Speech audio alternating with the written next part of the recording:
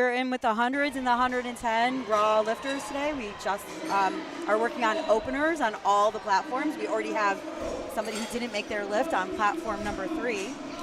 We have John Damaniani with 210 kilos for his opener. So squat has 2 commands associated with it. They have to walk out their bar, and they get the start command at the top once their knees are locked, and then they will get the rack command once again at the top when their knees are locked, and they have to listen to all of those commands. Good squat. 3 white lights for John on platform 1.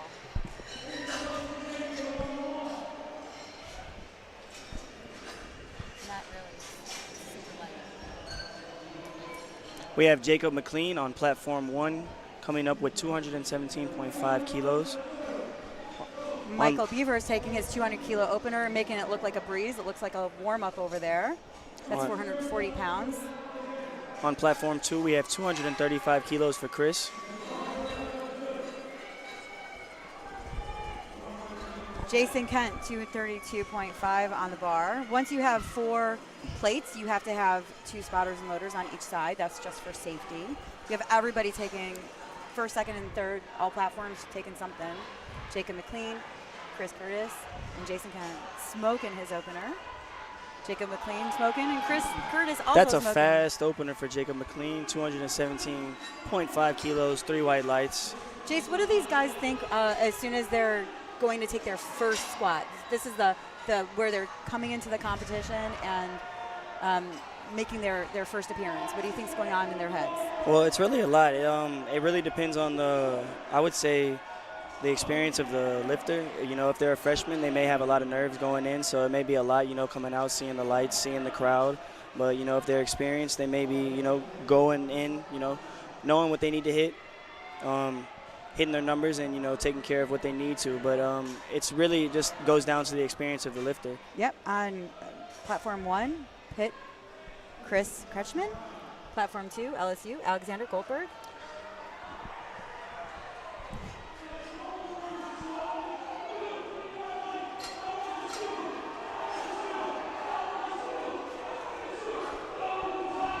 Okay. So, Jace, I heard something exciting happened for you last night. You want to talk to me about what that is? Yeah, I won Collegiate Nationals after my 4th attempt.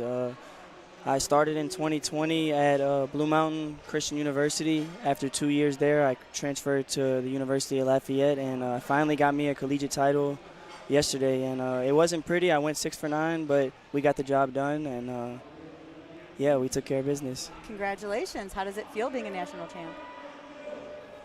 I'm really more excited that I was able to come here with my team, get points for them, and put us in the place that we are now. And, becoming a national champ was fun, but being here with my team is more fun, being a senior, my last time with them. And as a ref, Collegiate Nationals is my absolute favorite event to go to, just for that exact reason.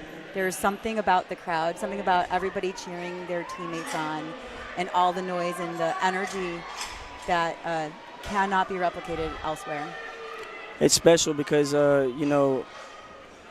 you never know when it's going to be your last moment with these guys. And after, collegiate, this is Collegiate Nationals, so once we get our degree and graduate, we all split up. So it is special to be here all together, cheering, for one goal. I love that. That's wonderful. And just so you know, I'm a Category 2 referee, which means I'm an international level referee. I can adjudicate world records along with the American national records. So I come in with a lot of technical knowledge. Sweet, sweet. So we have all platforms are lifting at the moment, which is lovely to see.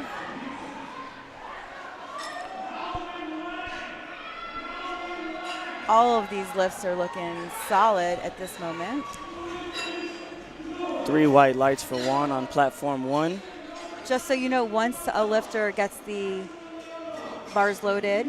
They have 1 minute to come out and have their lift started. And then once they complete their lift, they have 1 minute for their coach or their handler or themselves, if they're self-handling, to put in their next attempt. And they also have 3 minutes before the flight starts to change their openers. That's correct. If you come in and you're not feeling good, you're a little bit sore, you're going to want to maybe possibly reduce that, because you want to get your openers. You want to show up and put yourself on the board. And then some of these people that are coming in, they're water cutting. Maybe they're going from, let's say, 115 kilo to 110 in the matter of 2 months. And, they're in the back, they're warming up. Let's say they're opening up with 225 kilos. They do a 210 kilo warm up in the back, and it doesn't move well. If they can change it before that 3 minutes, that can, change the outcome of the meet. It really can. Sometimes, like you went going 6 for 9, but sometimes you don't have to hit PRs or hit your best numbers to still win a national championship. Nah, we actually made an adjustment yesterday. So it was actually me and this guy named Jake. We were first and second going in about 660, 665 kilos, and he scratched out on squat. But once he scratched out, my coaches noticed that, and we made an adjustment to my bench press and my deadlift, lowered both of the openers to go ahead and secure the win. So that's great strategy, which is a huge part of what nationals. Sometimes it's not about the weight on the bar, but it's about the strategy behind the bar.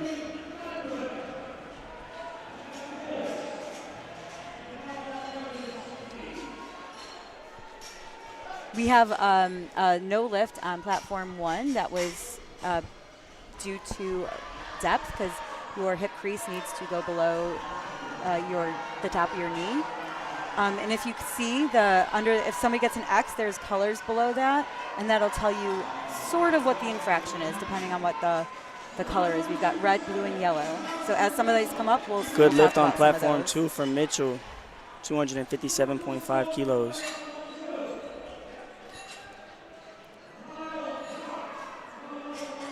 So for squats, we're looking for, to get the start command, we want to see a straight knee, a locked out knee.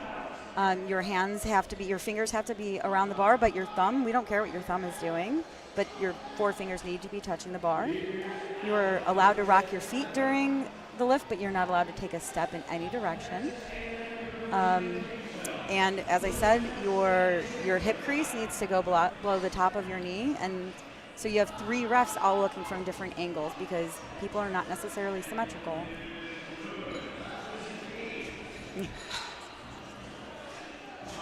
Jace, what's some of the technique of execution that you personally do when you're squatting? Me personally, I'm a lightweight lifter, so I switch between the class of 67 and 75. So I would say that technique-wise on squat is really based on your leverage and your mass. So like for a lighter lifter, you're going to see more of a closer stance to a somewhat shoulder width stance, because we're more quad dominant. So whereas if in the 110 kilo class, plus when you have bigger lifters with more mass on them, they're gonna squat a little wider, because they tend to leverage their hips more than they do their quads. So it's really dependent upon the lifter and what they like when they're squatting. Correct. Also, their type of shoes. Some people don't have ankle mobility, so if you notice, some people have squat shoes on, some people wearing flat shoes, and that also has to do with leverage and what's comfortable for you. I personally lift in Notorious. We have people here in lifters. Before first lift, after you're done with weigh-ins, what is like your process? How do you rehydrate? After weigh-ins? Yeah, after weigh-ins, what do you do? For this one, I had to cut about 7.5 keys, which is about 13 pounds. So I got straight to the electrolytes. Yeah. You know who makes some really good electrolytes is Element. Tell me. Element makes some really good electrolytes. Tell me all about it. And they're a sponsor of ours. And also, just so you know, like I like to carb up, and I like really fast-burning carbs, so I will use Sour Strips bites sometimes when I'm like getting ready to do some heavy lifting. Also, I just noticed we've got 2 A7 singlets out there. We'd like to thank also A7 for being Riders our sponsor. dripped out, I can't lie. You were. The blue on white with the black on black sleeves. It does look good. He'll come back and get that, though. These Spotter and Loaders green shorts, I'm not going to lie, I kind of want I'm kind of jealous, I'm not going to lie. Look, I heard I was commentating, and I was like, look, I'm not going to lie. They got to give me the shirt and the shorts. You have to be out there spotting and loading to do that.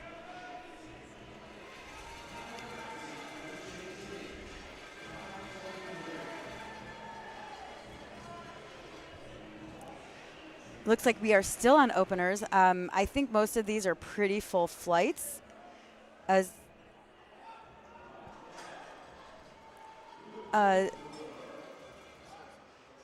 we're coming close to the end of the first flight for platform 4.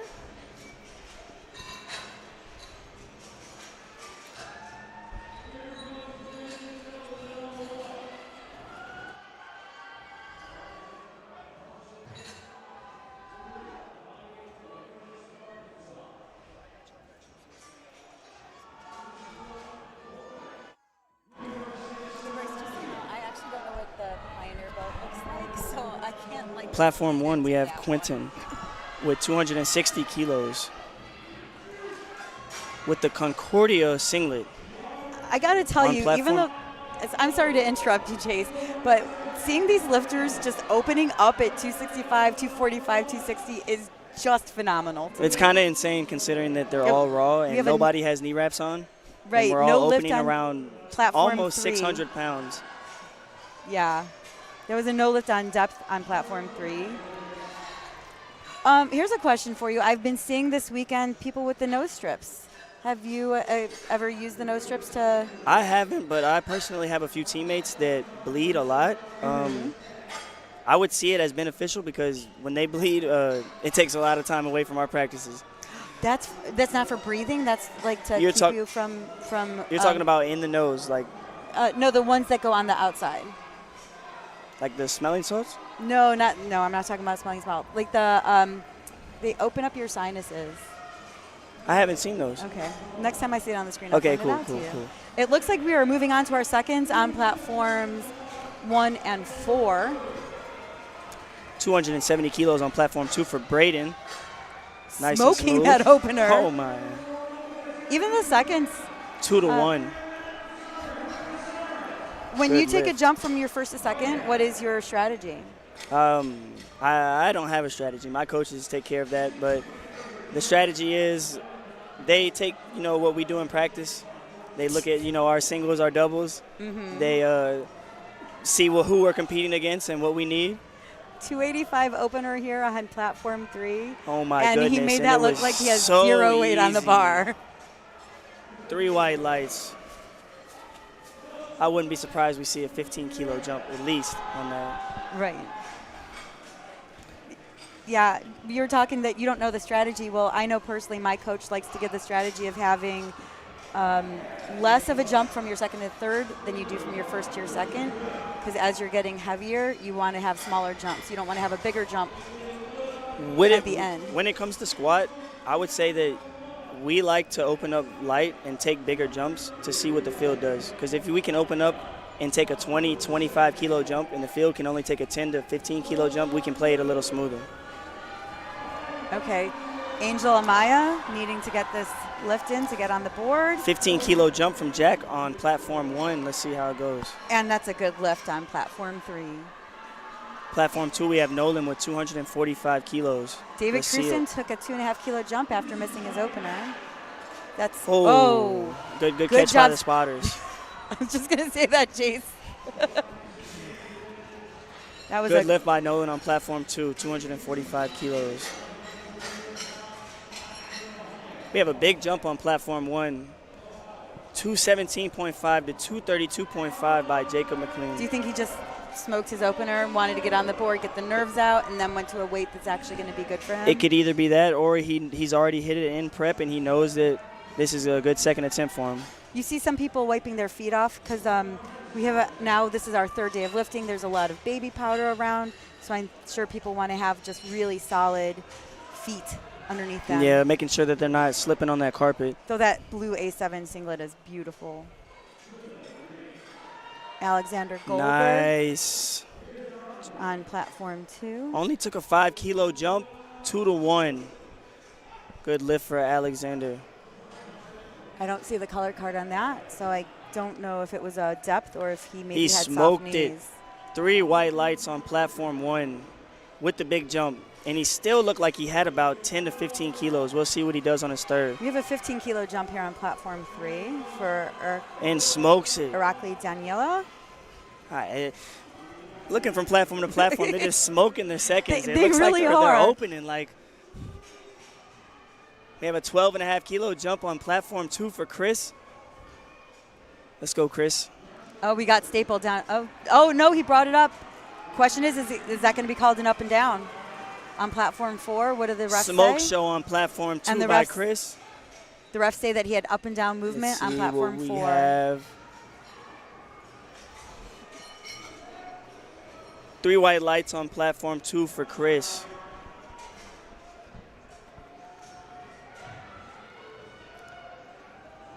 We have Ethan Daggett on platform 2 from Badger University. 250 kilos, a 15-kilo jump from his first. I thought you said 50. We have Juan on platform 1 with 237.5 kilos.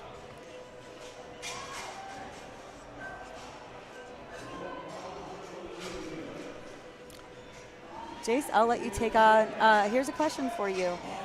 When you come to compete at collegiates as opposed to like Raw Nationals or a local meet, when you're competing just by yourself, it's one thing, but what does it mean when you're actually on a team and you're trying to get team points? Being on a team is a little different because, you train with these guys every day. It's not just guys. We have a girls and a guys team. But, everybody doesn't have a girls or guys, Being on a team, period, it's a little different than just training, going to the gym, having sessions by yourself. So being with your team, knowing that y'all are going there collectively, knowing that you might need a guy to place 10th and you might need a guy to place first for y'all to win. I was just going to say, how does that work into the strategy? Strategy, I would say everybody has to compete. It can't just be like it's not like as an individual meet, right? To whereas if you go to Raw Nationals, you have to win that meet, right? Right. Collegiate Nationals, your whole team has to compete collectively, right? You can't just win one weight class and win the whole meet as a team. You have to have more than one win in the weight class. You have to have a second place, a fifth place, a seventh place that gives you points. Does your university have more than one team? We only do equipment, so we have one team, equipment men and equipment male. Okay. Youssef Charat on platform 4, taking his 240 for a second. We have Daniel on platform 1 with 242.5 kilos. And we've got Jack Townsend on platform 3. Smoke show.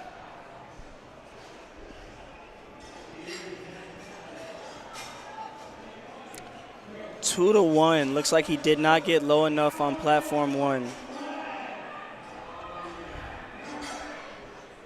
He'll come back and get that. Jack Townsend smoking his second at 257. He took a 20 kilo jump. I'm just going to say that, but he made that also look like he still is leaving kilos Another on the 20, bar. huh? I swear, all these people are still doing warm-ups on the platform.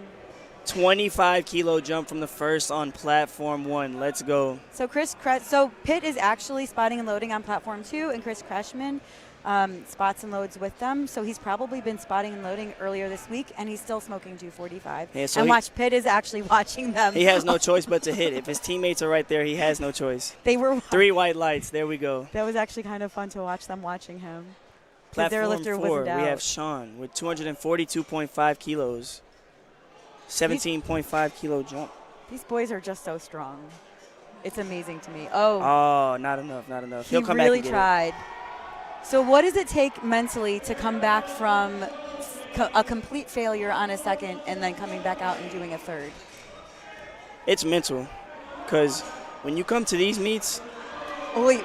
Sorry, look at the struggle on Nicholas Lohman. the spotters motors were patient watching him go up with it. 3 white and he lights. got the 3 white lights. He fought through that. Okay, sorry. Let's go back to your story. Hold up. Platform 1, we had a miss with 235, took a 12.5 kilo jump, and got it. That's mental. 2-1. That is mental. Those risks, I mean, in a good way. Sometimes those risks are not worth it, but look. Yeah. Look what happened, huh? Very often, if you miss on depth, then you might, and you're taking a jump like that, that's a big risk. But maybe, because we weren't completely paying attention, maybe he had missed on something else. Like to see. I'm trying to look him up. I kind of want to see what he Let's had go, missed Kyle. on. 250 kilos from Penn State. Nice second attempt from Kyle. So he had gotten blue. He probably had soft 3 white knees lights. on his opener. So that makes sense as to why he had jumped. Correct. And sometimes that may be a risk, but if a coach knows that if it was only for soft knees and they know that you've hit like said number in a prep, they'll go ahead and jump that. Correct. It wasn't a strength issue. Correct. It was more just a technique issue. That also has to do with, the experience of the lifter as well. Correct. We've got all platforms. Somebody's taking an attempt on all 4 platforms right now. Joshua, 250 kilos. Let's go. Everybody- DeAndre, 272.5 kilos. Diego White, 265 What a kilos, grinder fighting on platform through that. 3. Oh, steps. Oh, he knows he did. Oh, that's just devastating. He'll come back. He stepped, but he'll come back. He had the strength for it. He'll come back. Well, he did miss his opener at the same weight. Carson Cook.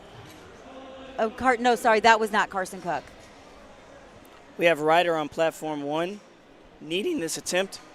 We have 252.5 kilos. Electing to go up 7.5 kilos. Let's see how it goes. That's a big jump. Okay, let's go, Ryder.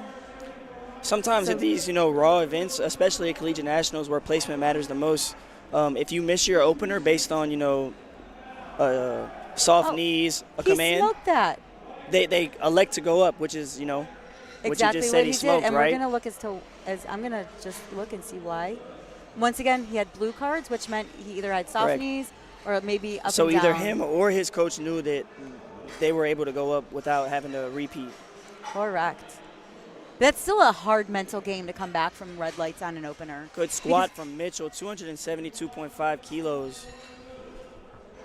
So I don't know about you, but when I get that start command, when I just walk it out, I'm bracing and I'm getting everything tight. I do my walkout and I'm being patient. And when I get that start command, I don't necessarily take my squat right away. I give myself a beat. We have a 15-kilo jump on platform 4, University of Cincinnati by William Boyd. Like I said, these misses, they can't be afforded. 260 kilos. Let's go. Look at this blue A7 kid on platform. Oh, I love 2. the McKendry, the shirt. Let's go, McKendry. Cooper, 255 kilos, 15-kilo jump from his first. And platform 4 smoked that 15-kilo jump. Getting his feet settled, getting locked in, waiting for the squat command on platform 1.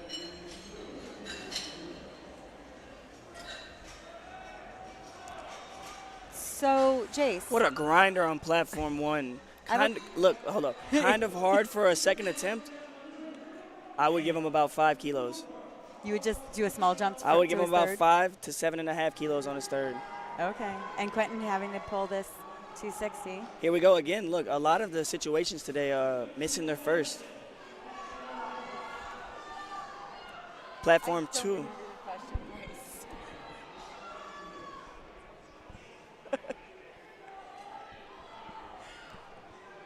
So if you have a flight of 15 versus, say, a flight of 10 or 8 or 10, what do you do different in the back when you're waiting? I would say that you would take a little bit more time to rest, a little bit more time to get off your feet. A lot of people, when they're in the back, they get really anxious, so they start walking around. They won't get off their feet. They want to get warmed up a little bit too early.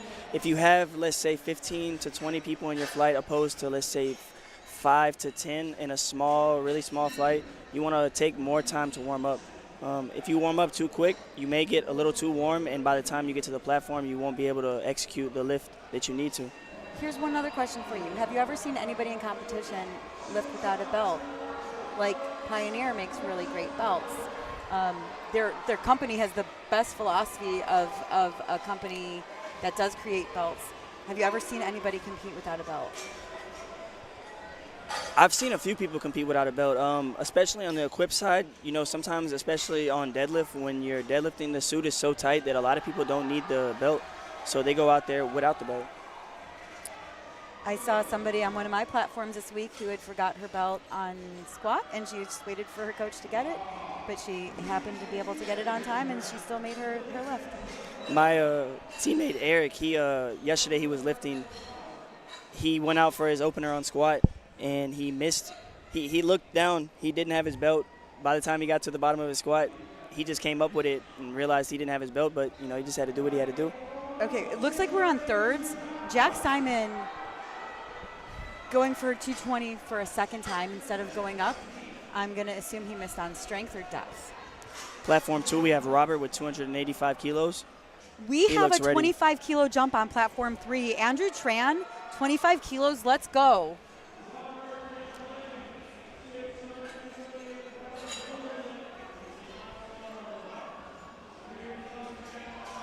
Andrew Tran smoking a 25 kilo jump. Let's go, Jack. That was easy. Let's see the lights. Okay, so 3 maybe white he lights on just platform 1 for Jack. maybe he just had some soft knees or he missed a command. Because that was smooth. That was too easy. Stephen Carey coming back out at 235, trying to take that for a third attempt. Okay, David Cruson, let's look at him because he he needs twice, this. and he needs this to stay in the meet. He went from 235 to 237.5, missed it, and he's now up to 245 because he wants that number. University of Akron. This is David Collegiate Cruson. Nationals. If you want it, you got to come get it.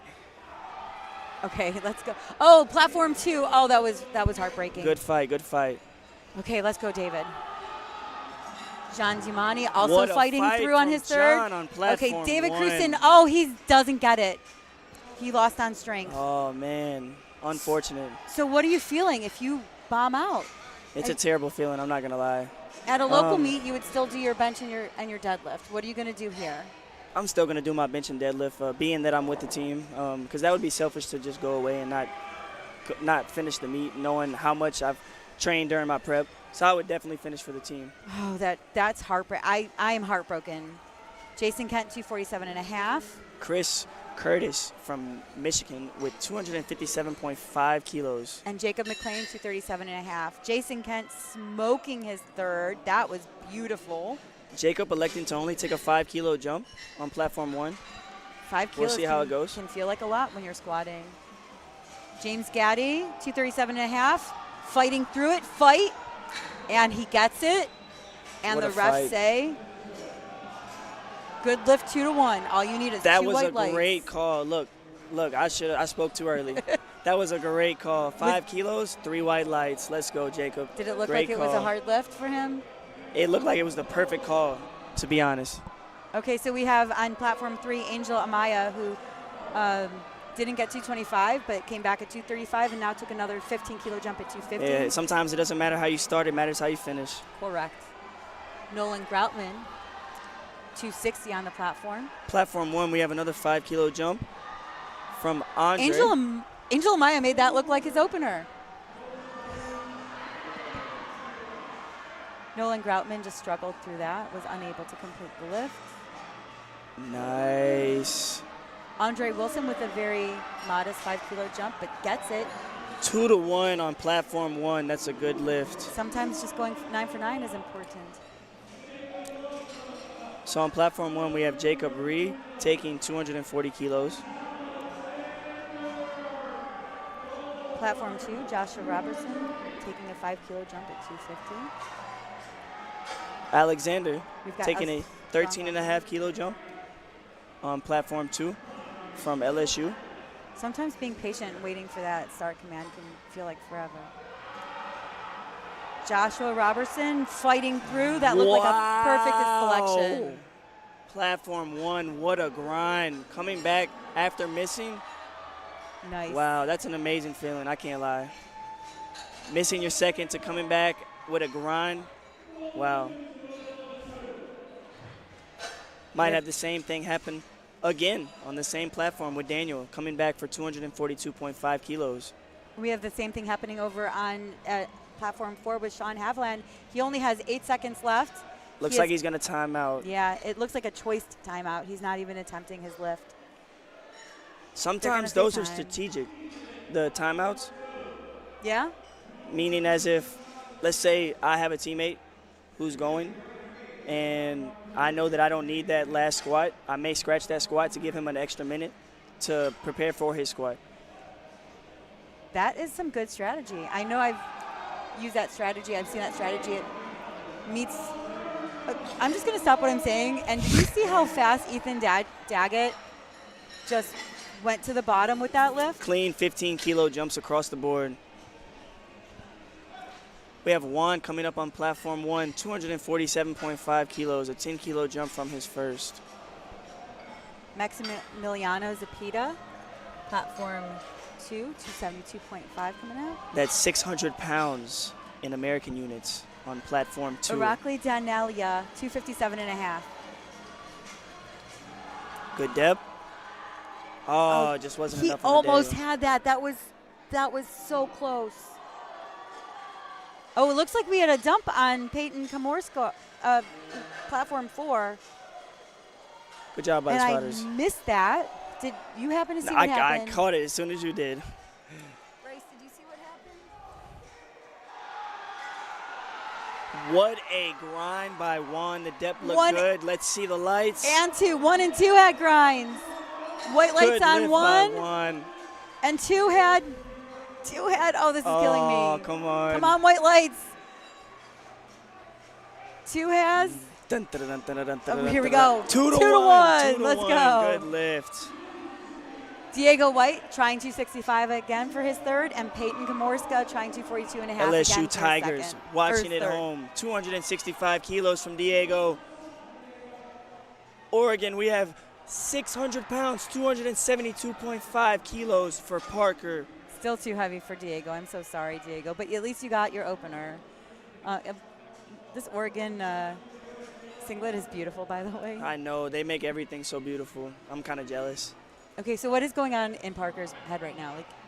Like he's trying to lock in. That I'm not sure, but I know he's trying to lock in. Okay, Chris from Pitt.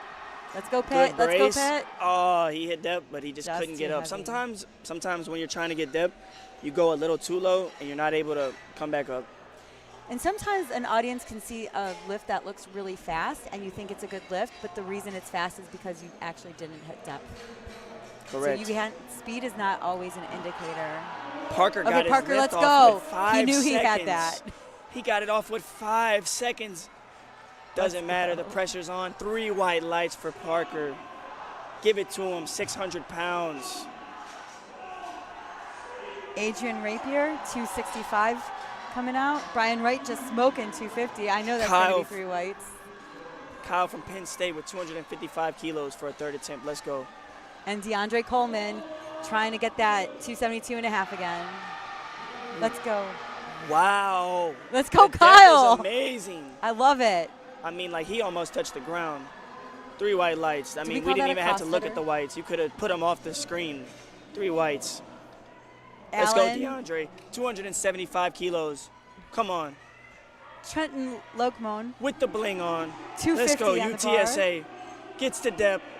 Oh, he's Comes back grinding. up. He That's a knows he good has lift. that. Let's go. Is it low enough? Oh, no lift on platform 3. Platform 2, we're still waiting on the Didn't lights get for low enough. DeAndre. 275 kilos. Oh, it's 2 to 1. Oh. Gage Mauk, 255. Perfect attempt selection right there. It was a little bit of a grind, but able to stand up with it. Yusef Chirac coming out.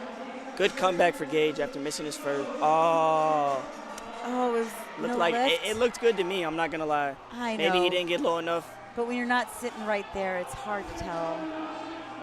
So this is the no strip. We have Yusef Trot, 252.5. Oh. Has the no strip on. That's I've what I was seen talking those, about. but I'm not. particularly informed on what they're good for.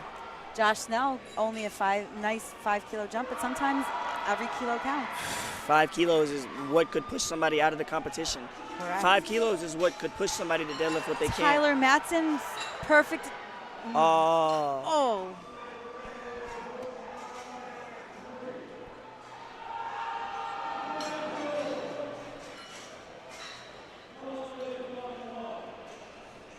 Okay, so in terms of team points, Texas A&M and McKendree both have 28 points. They are tied, and we only have this session and 2 sessions left. Speaking of McKendree, we have Cooper on platform 1 coming up with 260 kilos. So you know these kilos matter. The 5 kilos matter. Every single placement matters. Like you just said, they're tied with 28 points. It could come down to the last deadlift on the last day. It very well could. Just like it could come down to the last deadlift per session. We have Gabe Kine and Mitchell Nahr. Good depth from Mitchell. Let's see if he can lock it out. And he grinded through. Gabe Kine. Gets the 3 rack white command. lights. That's 3 white lights from Mitchell on platform 2. And once these are done, we're going to go straight into the next flight, going back to the openers. Oh, the shirt going right out the singlet is so clean to me. Let's go, Cooper. 260 kilos. Joseph Orlando on platform 2. Let's go, Cooper.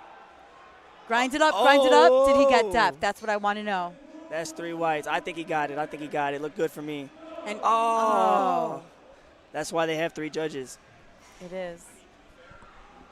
Jack Soundson. We have Quentin Nelson needing this lift on platform 1. Okay, and he has not even taken an increase. So I am going to actually just focus on him right now and root for him. He is struggling, Platform but 1. he's got to get in his head. He's got to lock it in. If you're watching at home from Concordia, we need you. Quentin, 260 kilos. Let's go. Platform 4. To stay in Nice the competition. Grind. 260 kilos. Let's go, Quentin. He might have just opened a little too high. Let's go. I'm fighting Looks for you. smooth on the walkout. Good brace. Nice step. Gets Stand up. up, stand up, stand up. Lock it out. Oh, walks it in. please. Oh, gosh. Looks good to me. That looked good to me, too. 2 to 1. 2 to 1. He's in the meet. And wow.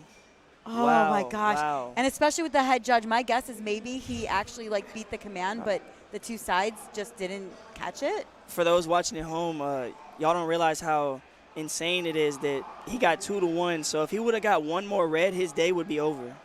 No total would be put up, and he wouldn't be able to break a record, put up a total, get points, or have a placement. So that was a really, really big lift for him. Good job. Joseph Chen smoking his 3rd. Lucas Odom waiting for his command. And Christopher Vu waiting for his command as well. What a grind on platform 3. Let's see what the lights say. That was a perfect attempt selection. Christopher Vu, also perfect 3 attempt whites selection. on platform 3. 3 whites on platform 4. 2 to 1 on platform 1. Platform 2, we have Robert taking 290 after missing 285 and hitting 270 on his first. Have you noticed that we have different knee sleeves? We've got some people who wear slightly lighter knee sleeves, and we've got people wearing like the A7 rigor mortis style knee sleeves. What kind of knee sleeves? You know what? We're going to save that for firsts on the next flight. Sweet. What Okay. a grind on platform 2. Let's see, was it low enough? That was beautiful. Was it low enough? Gino got in our way. I'm crossing my fingers. 2 to 1. 2 to 1. Good lift. Good lift. Luke Bailey from Virginia Tech on platform 1 William Boyd, platform with the 4. live large singlet. Carson Cook just too heavy, but he at least got his 2nd. William Boyd. Wow. Gets What his a 3rd. grind on platform 1. That might have been the perfect attempt selection.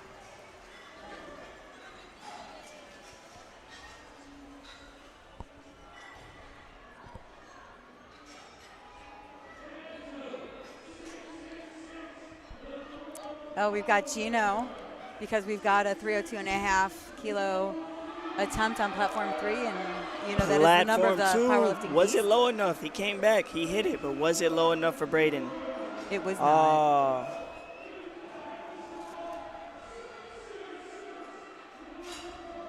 Brian on platform 1 with 195 kilos for his opener. Platform 2 and 3 are Platform 3 is the only one left on thirds. 302.5 for Andrew Helguera. Andrew just smoked that on platform 3. Let's see the lights. After missing his opener. Wow. Wow.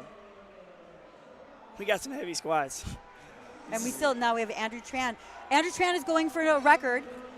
322 is on the bar, which means it's an open record because that's the only kind of record that you can chip is an open record. University of Houston. I can't tell if it's a world record or if it's an American record. Bryce, do we know if it's American or if it's world? Andrew Tran, 322 kilos.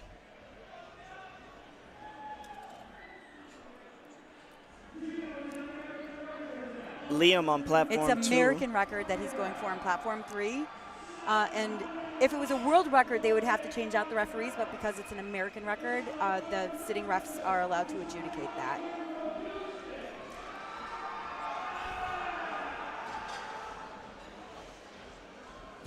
Wow. And we were just told that even though Andrew Tran is going to get this record, because we know he's going to get it, it's very possible it's going to be beat in openers on the next fight. Oh.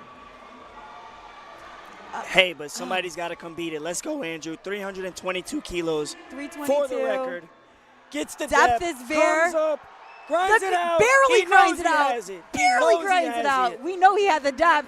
And He he is- celebrates Let's 3 go. white lights. Let's go. Congratulations, Andrew. A new American record for now. Congratulations. He's gonna eat it up at least. And that's Look, we got the nose strips again on platform 1. It must be working because he just smoked it.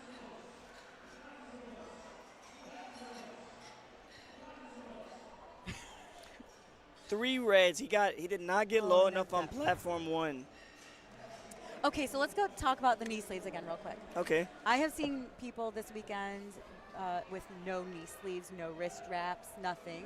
I've seen people in like little, very tiny knee sleeves that don't do much, and then I've seen people in like the A7 style rigor mortis or the new Inzer. I don't know what they're called, but they're almost, they're very, very, very ultra stiff sleeves.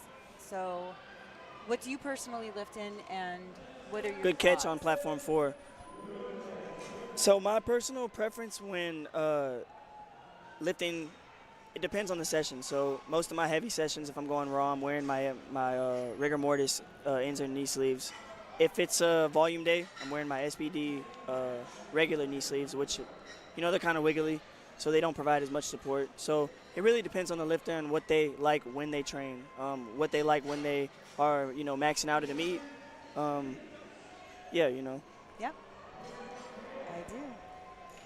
When I personally train, I only bring out my rigor mortis for the last month because I want to build the muscle, but they definitely help me add some kilos to that bar, along with using a mouth guard. Platform 2, Gavin. Well, these are openers. They're basically doing their last warm-up on the platform. Hey, that one caught my eye. I'm not going to lie. That was fast. That really was fast. Fast. A lot of times during training, I like to take parts away from, like, okay, let's say I'm bench pressing and I'm in the early blocks. I'll take the wrist wraps off, and then as I get later on in the blocks, I'll put them on. Same thing with knee sleeves.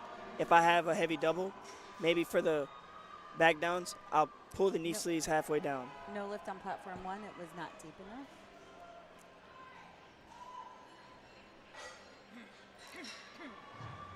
That makes sense that you want to train in different styles to actually help build strength and not just rely on your equipment. It helps at the meets, too, because when you get to these meets and you don't rely on your equipment all the time in training, when you get here, it's kind of like taking a tolerance break. Once you put the sleeves back on, they provide a boost. It's just like doing a heavy single and then doing back down sets. All of these openers looking pretty strong right now. Smooth opener. Mississippi State.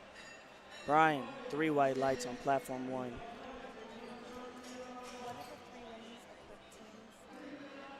Three white lights on platform 2. So UTSA, Blue Mountain Christian, and Northeastern, the women's equipped teams are all within 1 point of each other. So tomorrow's lifting is going to be very important to determine placing. all it takes is one person to miss weight, one person to be an ounce under, one person to hit a 5 kilos, one person to not hit a deadlift. It's going to be crazy. It's going to be close. I feel like this guy from Oregon can be a spotter and loader with the color in his name. Kind of blends in, huh? It looks like he just kind of hopped in from the spotting and loading. Good lift 2 to 1, platform 1. Let's go, Matthew.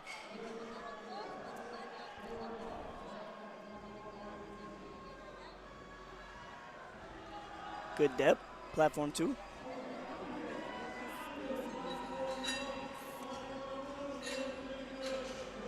Two to 1. Good lift for Matthew.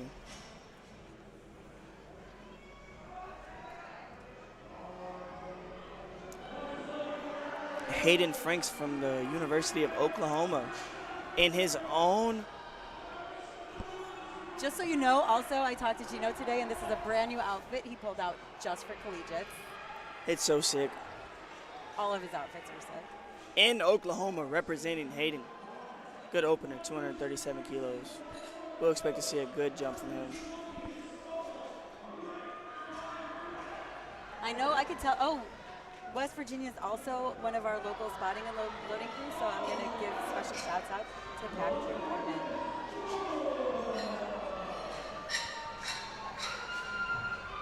Jonah Montanez, platform 1, and Zach Morehouse on platform 4. These are some heavy openers, 240 kilos, 530 pounds.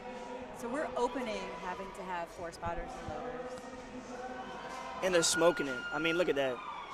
And most of the spotters and loaders, I don't know if you noticed, but most of them stand to the side and behind the bar. And then Texas on platform 4 likes to stand in front and behind the bar. And the way that reffing works, the spotters and loaders get priority of wherever they want to sit, and the refs have to move around the spotters and loaders because safety is our number one.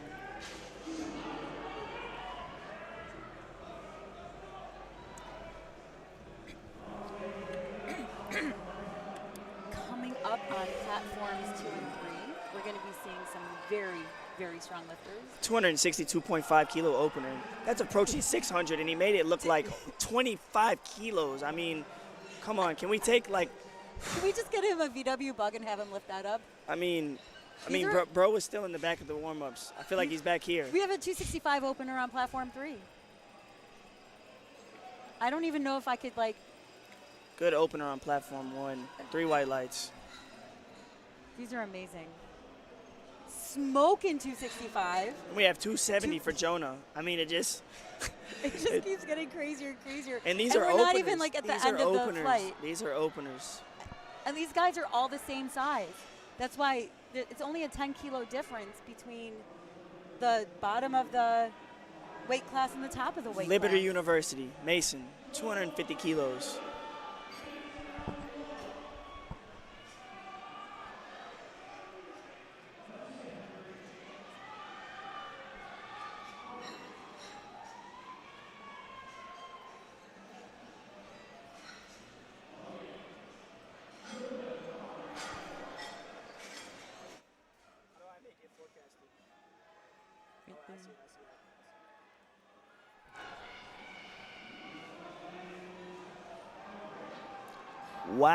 Wow. Okay. So a little birdie in our ear is just talking to us about some of these lifters coming up. And Brooklyn Davis is projected to be number 1. And it's not for his squat or his deadlift. It's because he has a monster bench. So I am so looking forward to this. I love seeing super strong, raw benches. So Brooklyn Davis is opening up with 232.5 kilos. The closest person to him is 190. That's almost, what is that, 40? That's 42 and a half kilos just on a bench. And on usually the opener. bench is not where you were making up kilos. Bench is like a nice little placeholder just to keep your kilos. That's going to be fun to watch. That's like Jen Thompson level benching in terms of like the difference between a first and a second. That's over 500 pounds, 232.5 kilos. That's 507 pounds. So the person who actually got me into powerlifting benches about 530 raw. But he's a specialist. He doesn't like to do full meets. It's very different after you've done squatting. 295 And they're looking just like making nothing. it look so fast. 3 white lights. I mean, we have Lawrence Jones, 305 kilos, on platform 2. We're still on openers, and Lawrence Jones is our heavy favorite going in with a I'm just projected gonna say, total I'm of enjoying 812.5. watching these platforms right now. This is a 305 kilo opener, 672 pounds. So on platform 1, we have a blue card and a red card. If the coach wants to, they can talk to the jury and try to have that overturned. So blue card meant either up and down or soft knees, and the red card meant depth. And if I was the coach, I would be asking the jury what's going on and to see if I can get my lift overturned. Especially in these close battles when you need those lifts overturned. On platform 4, we have the uprights on the in position. Sometimes people like it on the in position because they don't want to knock the uprights with their plates. And they can have one side in, 2 sides in. It's whatever they want. Platform 2, that's a good lift for Lawrence, 305 kilos. Are we on seconds yet? No, Lawrence opened us up with 305 kilos. He's the favorite to win with 812.5, and he smoked that. So we'll see what he jumps to on his second. Let's go. Maybe he Lawrence took has jumped to Element in the back. 320.5. That's a 15-kilo jump. Do you think he took Element to get his electrolytes back up after he weighed He in? might have because he's about to squat over 700 pounds. Look at the technique on Wyatt Hubbard on platform 3. You know what we call that? What? We call that French low bar. That is French low bar because he had such a narrow stance, and it's usually hard for most people to get the depth that they need on a stance that's that narrow. Most people tend to have knees pointed outward to let that hip really open up. It's a hit or miss because it makes your range of motion less, but it makes it harder to hit depth. We have 285 kilos for Brandon on platform 3. Smooth walkout. That was very, very smooth. These are some of the strongest 3 lifters white that lights. we're going to see today. 3 white lights for Brandon, and we have Texas A&M coming up. Harville Fogway on platform 4. 20-kilo jump makes that look easy. Let's give him another 20. To me, as a head ref, though, I might have red lighted that for depth personally. Yeah, depth. You know, he got called for soft knees. Might have got gifted, but that's the part of the sport. You don't argue it. You put your next attempt in, and you sit down. Okay, we have a 7.5-kilo jump from a missed opener on platform 1. Now, I think that was a good call because on his first, it was fast, but he did not get depth. No, he did Same not get thing depth here. again. Same thing here. I think if he repeats that again, tries to sink a little lower, he'll be able to come back and recover. And that's what I was talking about in terms of speed, because he was fast, but he also didn't have Right. the depth. But and it's good to know that makes a he difference. didn't take too big of a jump to where it wasn't a strength issue, right? To where he can come back and hit that on his third. We still have openers on platform 3 here, 290 kilos for Kadera Nuosi from Georgia. I mean, is that not a third? Wow. 639 pounds, 290 kilos for platform 3. They are working these spotters and loaders today. Man, I would be nervous. Oh, This is a lot of weight. most of these spotters and loaders have so much skill and experience under their belts. They're okay. David 200 Mims retaking 220 on platform 2, and it's a good lift, 2-1. He was called for depth and soft knees. He's got 10 seconds here for platform 1 for If he can Charles. walk He's it going to out have really to walk fast it and get out. that He's going to have to start. hurry up. He's going to have to brace. He's going to have to He's got 3, 4 seconds. He's got it. Come on. 2. He's got it. And he got the squat command. I've had closer calls than that. Oh, he Wow. had depth too. And he got the lift. After missing Nail his biter. opener. What does the judges say? 3 white lights. Let's go. What a nail nice biter. Job, Charles. That, as What a a nail biter. referee, that stresses It me even out made so it, hard. you know what it made it harder is that he missed his first. So if he would have missed that, then, what would they have done on their third? But now, they have that playing range to go up on their third. We have a 17.5-kilo jump on platform 4.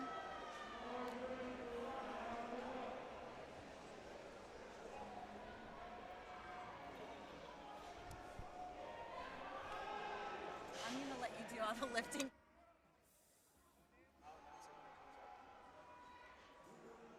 Once again, I'm going to take a quick moment while we're just getting on to seconds to thank all of our sponsors. We've got Element, we've got Sour Strips, we've got A7, and we've got Pioneer. Thank you all for supporting USAPL Collegiate Nationals 2025 here in Oklahoma City, Oklahoma, which has been absolutely beautiful. The weather is not the greatest, but Oklahoma City itself is clean and gorgeous and fun.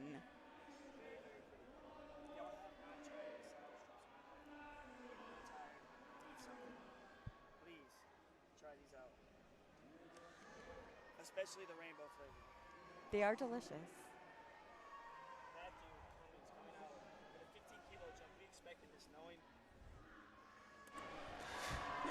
Matthew Cummings coming out with the 15-kilo jump. We were expecting this knowing that the 255 moved very, very smooth. Moving smooth again. Sawyer Klotzberger, 3 white lights on platform 4. Hayden Franks with a strong walkout on platform 1. From Oklahoma, in Oklahoma, hitting depth, coming up. What do we have for Hayden? You know, I look at some of these seconds and I think they're monster 3 jumps white because lights. these numbers are so high, but they're still just all modest jumps. They're just really high numbers. Bennett Schumacher retaking his opener, 237.5, sometimes not going up, sometimes is the right way to go. We have a monstrous jump on platform 1. 250 kilos, Mississippi State, Brian.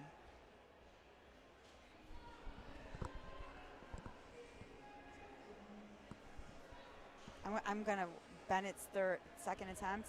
Looks like he's got depth. It was close, I'm not going to lie. It was close. No up and down movement, no soft knees. I'm going to say 2 to 1. Let's see it, Bennett. Yeah, 2 to 1, that. good lift, 2 to 1. Maybe you should become a ref, Chase.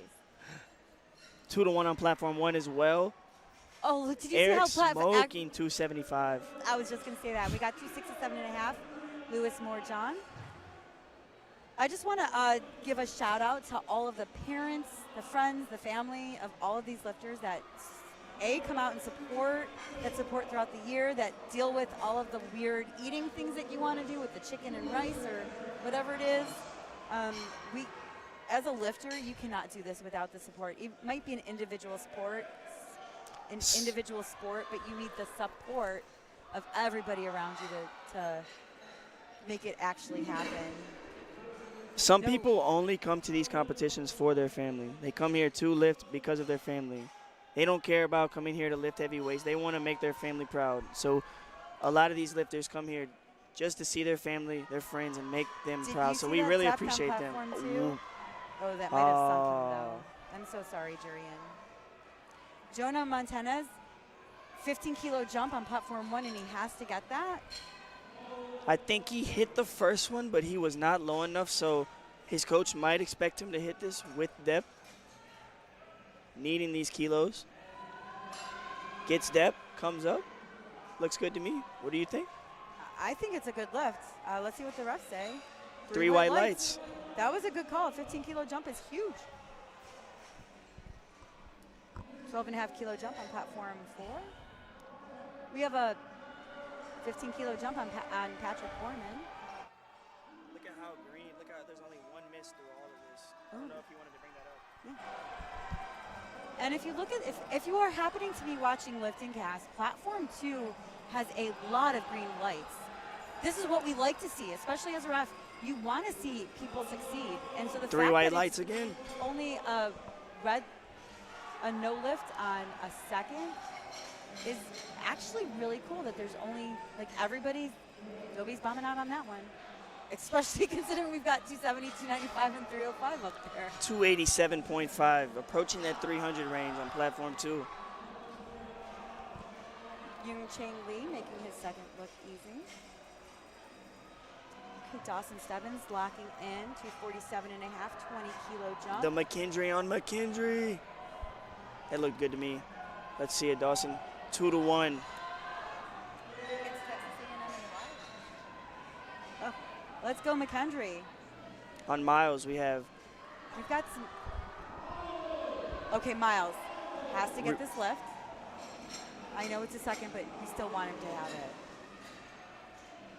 looked like he had depth, but because he's a bigger guy, sometimes it's hard to tell. Looks like a good lift to me. What I'm looking for 3 white lights. is where the hip crease is. Oh. Yeah, that's what I was actually thinking. I see. Yeah. What you're looking for is, it's actually like a bend in the material itself. That's where you know where the hip And did crease you notice is how at. he squatted really fast? So sometimes it's really hard to tell. Yeah.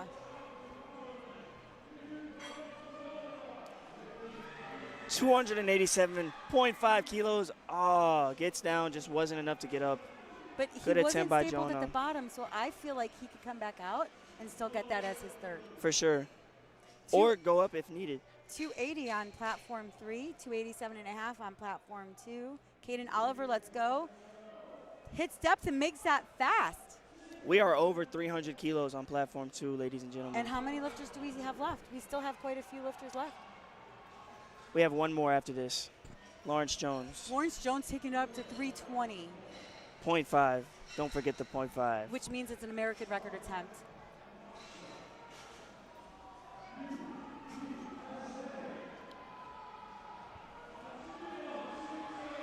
Abdias making that look easy. West Virginia. 2 to 1. 267.5. Would you come back and take that, or would you go up after getting 2 to 1 on that squat? I would I personally would retake it, because that to me looked like depth, but I'm not sitting where the referees are sitting. American record, Lawrence Jones, 320.5. On the second attempt, ladies and gentlemen, it's an American record, 320.5 kilos. That's just over 706 pounds. 706 pounds. He's 110 kilos. 110 kilo lifter. Oh my gosh. Let's see it, Lawrence. That's like two and a half, 3. That's almost 3. That's very close to 3 times his body weight.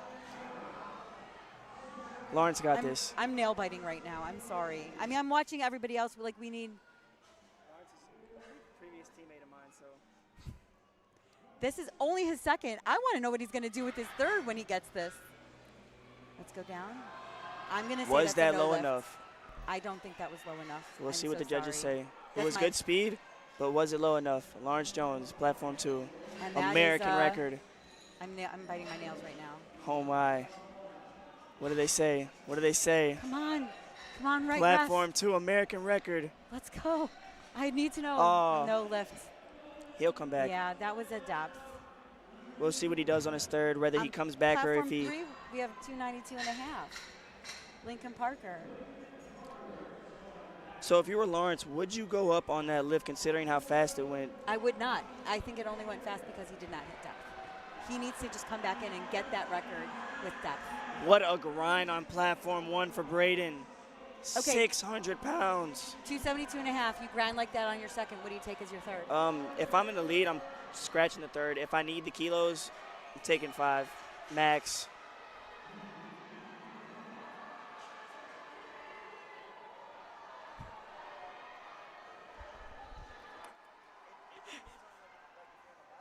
Lincoln Parker smoking 292.5, and he gets 3 white lights.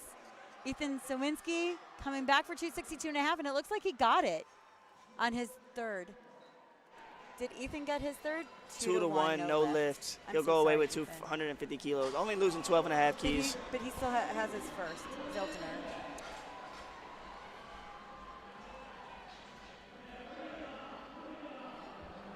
Okay, Gray McCurdy, I am rooting for you. You have to get this lift to stay in the competition. I am pulling for you right now. We are all here with you. You have 46 seconds. Come out to the bar and lock it in. Nice grind. You've been here before, Gray. 227.5 kilos. We're watching. Your family's watching. The crowd's here. Gino's 30 here. seconds. Let's get this lift. Let's get down. Let's get up. Julian Freeman coming back with 275. Get 3 white lights. Platform 2. I think he got 3 white lights. He needs this, because if not, he's stuck with 252.5 kilos. He got it. 1. Okay. Gray McCurdy, strong lockout. Needs Start it. command. Depth Looks is like there. depth to me. Locks it out. I think it was a good call retaking that 227.5. Three white lights. Ooh. That's like a Stays breath. in the meat. You can actually take a breath now. 302.5 for a second.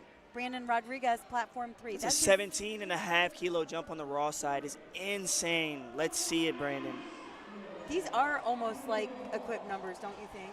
I know it's kind of mind-boggling. I'm looking for the knee wraps.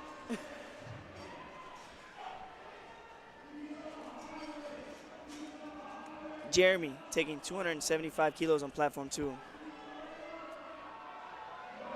Just trying to see. Wow! Was that depth for Brandon? What a grind, but was it depth? 3 white lights. Let's go. And he's going to come back. What do you think he'll come back with? 307.5. Well, we got 307.5 on the bar now for the next lifter. Jeremy Tweeter finishing out with 275 on the bar. Was that low enough? That looked like a good attempt to me.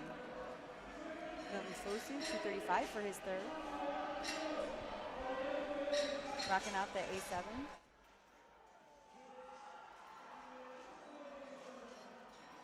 He has a smile on his face. 3 white lights. Daniel Lai finishing out 242.5. And Liam Harmez is 282.5.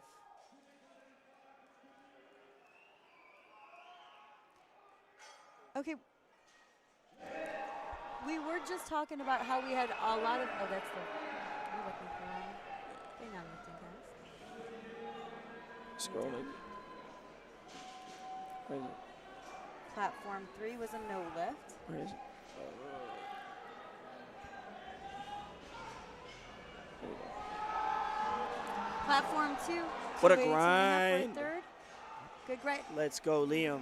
282.5 Daniel kilos. Lai, nice technique of taking your legs out. 3 white lights on platform 1. That technique is what saved his lift, because he used his adductors and 3 white lights really on locked platform that 2. in.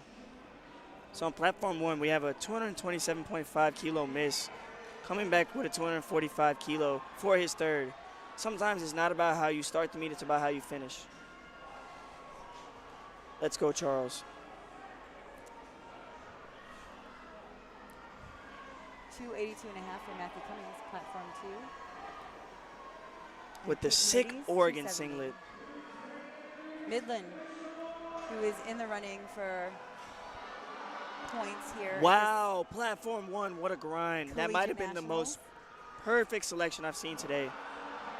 2 to 1. And you are allowed to go back and forth like that. As long as the bar has a constant upward motion, that was totally fine. It might be not the prettiest lift, but that doesn't mean it's a bad lift. 2 to 1. The head ref had called him for depth.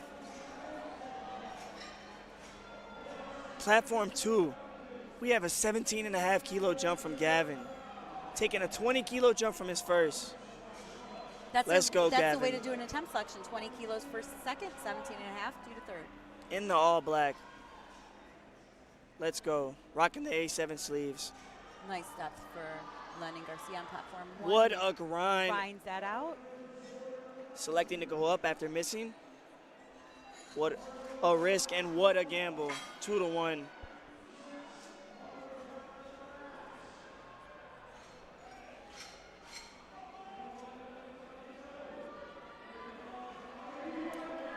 So on platform 2, Jonah missed 287.5, but coming back to take it. Max Marhall taking his third at 272.5. Platform 1, Miles needs this 260 to stay okay. into the meet. We're rooting Let's for go, you, Miles. Yes, Come up, come up. Get strength. Oh, that's okay, Miles. Sometimes it's not there. Who knows? Maybe he had a water cut. Maybe he had a There's all types of factors. There's all types of external things going on. Yeah. It's all right. It's okay. There's always next year. There's always next meet. There's always next time. Yep. Nice attempt section by Jonah Berman on platform 2. Votek Voss trying to finish his squats out with 247.5. So on platform 2, we're at 290 kilos, but looking ahead, we have 3 squats over 300 kilos. And it looks like we have a few, not just one. Back-to-back American just records. two. Looks like we're going to be having back-to-back American records. 3 American record attempts. And you can't change What's the third crazy squat. about these 2 American records is that they both missed, and they're both electing, well, Lawrence electing to retake, and Abdus electing to go up. By a significant amount. Neil's We'll see how finishing that out with goes. 275, and we're just waiting for his lights. Eric on platform 2, 290 kilos, gets down, comes up. It was close. Let's see what the call is. Still I'll don't say know 2 to platform 1. three. 2 to 1. 2 to 1 good lift. Man, they got to make like powerlifting gambling like 2 to legal, 1 also on huh? platform 3. That's like 3 calls I done got right. They got to make it legal to gamble on this. Or maybe think about becoming a ref. True, true. It makes you a better athlete. 292.5 kilos. That's well over 600 pounds, ladies and gentlemen, on platform 2. Brian Dobie finishing out with 265 on platform 1. Gets down, Nice attempt comes selection. up. Looked like he twisted there at the bottom, but he came up, hit his depth. Sometimes that's all that matters. Colin Mahaffey retaking 2 to 1. Seeing a lot of 2 to 1s today. Louis Morjohn taking 277.5 in 3 weight light, so he's having a great 3 for 3 meet so far. Oh, not a 292.5 for. Just a bit heavy. It's all right. It's all right. So now we are into the 300 kilos for platform 2. We have 3 300 kilo back-to-back lifts. 302.5 for Kalu Olu. It's well over 660 pounds. What a squat for Jonah on platform 1. That looked like the perfect selection. What are we going to see? Jacob Membry, 285. Platform 1, 3 we're white gonna be lights. timing out on Colin Mahaffey on platform 3. Might be He's a not strategy, retaking might his just third. be skipping it. Just taking his 245 and calling it a day. Wow, what a selection. 302.5. That might have been perfect. 2 to 1. Secured the kilos. No lift on platform 3. Platform 2, we have Lawrence Jones coming back with 320 kilos, just like you elected. You think he's going to get down low enough and sink this? I think this time he will get this. I've seen him hit this in prep with depth, so I expect nothing less. And Yung Tang Lee finishing out his thirds with 270. Oh, we've got also platform 3, 285. He has to get this to stay in the meet. Let's I'm go, gonna watch Wyatt. him. French low It bar looks gets like down. he's got depth. Gets and it all the looks way like up. he's He gonna needs to stand lock it all out. the way up. Needs to lock it out. Gets I'm the going to say command. 3 white lights. I think so too. 3 white lights, let's go, in the meet. Lawrence Okay, Jones Lawrence looks Jones. locked in. 320.5, American record attempt. It's all about how he starts with his brace. If he can get a good lockout, take a few steps out. He's getting the feel for it, making sure it's in the right spot on his back. Feels good. Take a few steps out. Get comfortable. Wait for Lock that his squat knees. command. As soon as you hear that squat command, take a brace, go to work.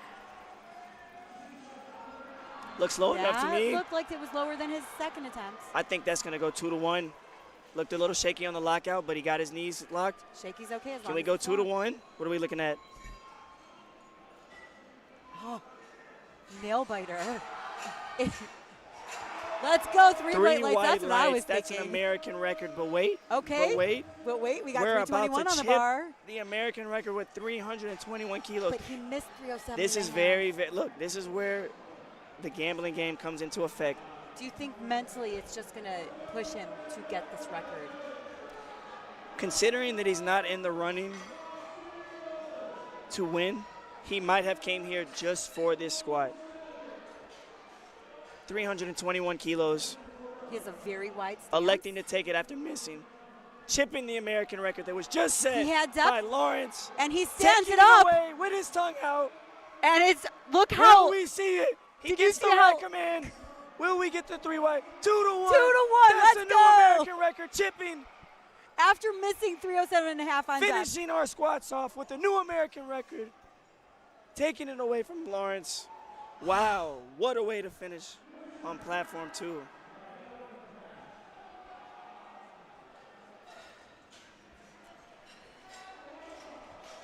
Finishing out, Landon Taylor, platform 1, 277.5 kilos on the bar. And Hudson Bordeaux, 265 kilos on the bar. I feel like every squat I've seen today is over 600 pounds. It's just mind-boggling. Let's go, Landon. West Virginia in the house. Just too heavy.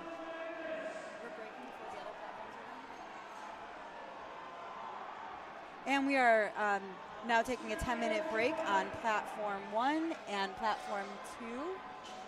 We'll be back with them in 10 minutes. We're going to finish out platform 3 and platform 4.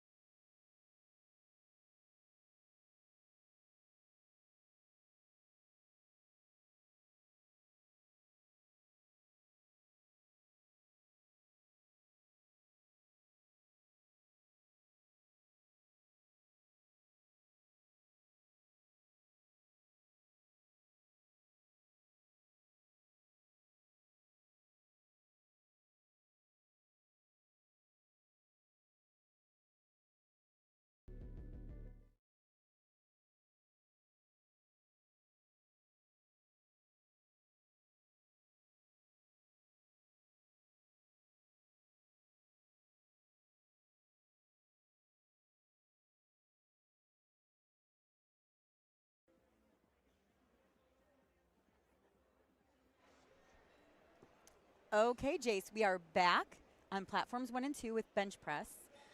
And just to give our listeners at home a little insight, bench press has 3 commands to it. So once the lifter takes out the bar, they can have a lift off or they can self hand off, but we provide a handoff person for you. And once they get their start command after their elbows are locked and their body's in the right position, then they'll get the start command. As soon as that bar is stationary on their chest, they will get a press command. And then once they are in the correct position, they will get a rack command. And their butt has to stay down. Their feet have to stay on the floor. They're allowed to slide around, but they can't get lifted up. And their thumb has to be wrapped around the bar, and their fingers have to be within the 81 centimeter marks that are on the outsides of the bars.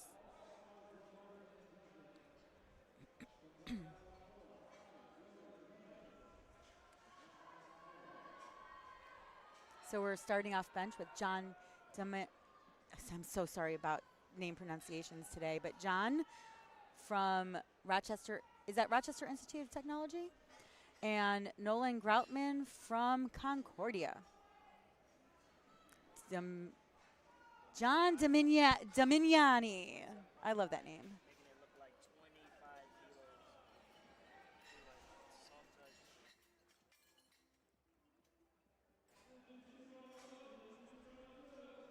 So what we're seeing on the screen for you, for the viewers at home, is on the gray bar on the far left is their highest successful squat. And then we can also see what they're attempting and what they've succeeded in attempting on their bench press, so then they can have their subtotal, and we can kind of have an idea of where they're at in terms of how many kilos they have lifted already.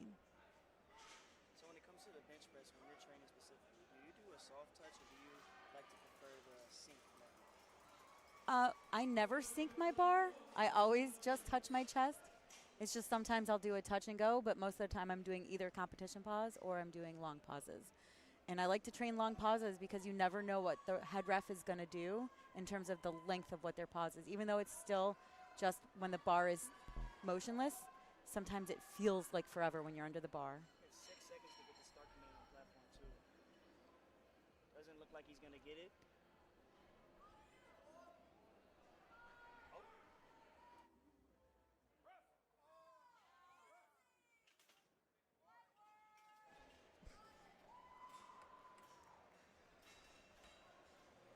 It looks like we have 130. We're pretty even in the attempt selections on platforms 1 and 2, 130 and 132.5. Soft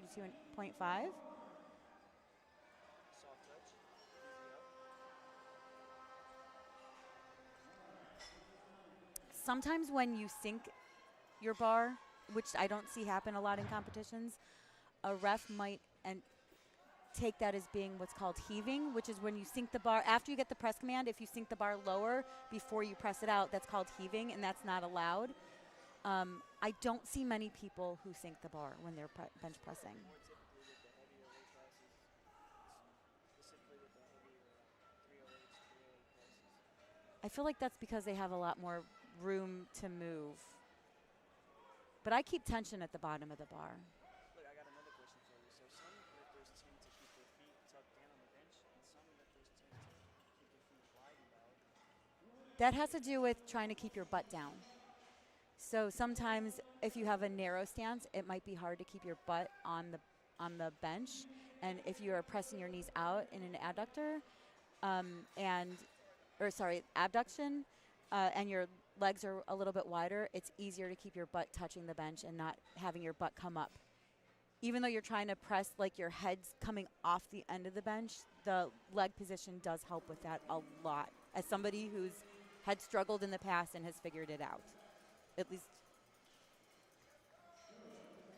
I'm still working on technique, but I think everybody continuously works on technique. It's not something that you ever are finished. To ever change anything, not ever changing your technique and you're not getting better. That is true.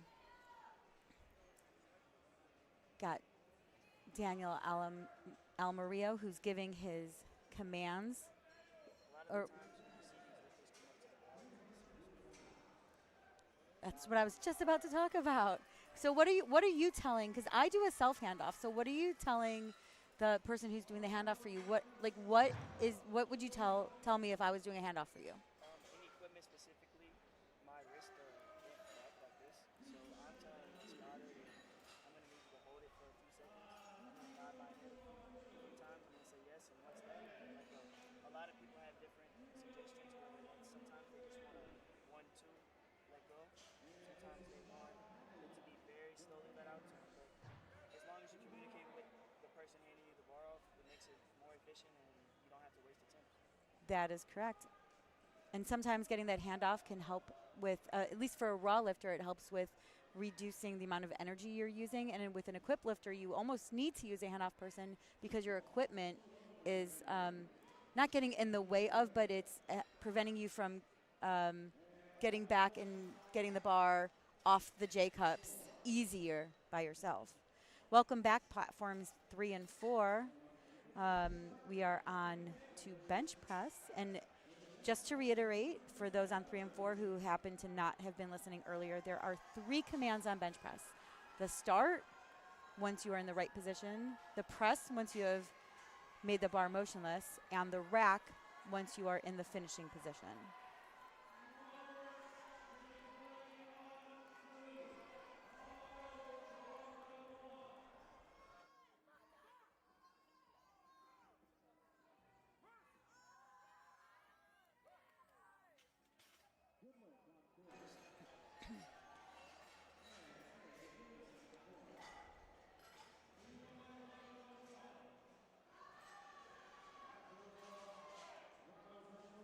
Robert McLean, 3 white lights on platform 2. So we have platform 4. We're seeing that he's giving very specific instructions to the spotter and loader so that he can have a nice handoff. And on platform 3, we have a self handoff. I like the self handoff because then I can keep my tension the way I need it. If I get a handoff, I kind of lose that tension. And as soon as you learn how to get your back tight and your lats tight, it actually helps increase kilos on your bench. That's what we have on platform 2 with the self-handoff. No problem for Robert. All of these openers are pretty much smoking. We have Having your own handoff is it's going to be reliable upon you. You don't have to. It's not like dependent upon the person handing the bar. It'll always be upon you. looking at a lot of these bench openers. We have a lot of people. These are classes that are very similar, and so we have a lot of numbers that stay the same, which also just makes spotting and loading go much, much faster.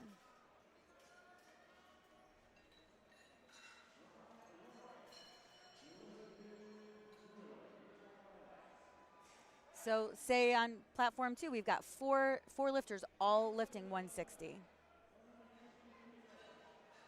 So that'll be a back-to-back-to-back-to-back. So the only thing that they might be changing is the height of the rack or the height of the safety, which I'm hoping, I know in the last session I had the safety set at no less than 5. I'm hoping that they are doing the same for these big That was ones. very smooth on platform 2. 3 white lights. Platform 4, Brian Wright, 142.5.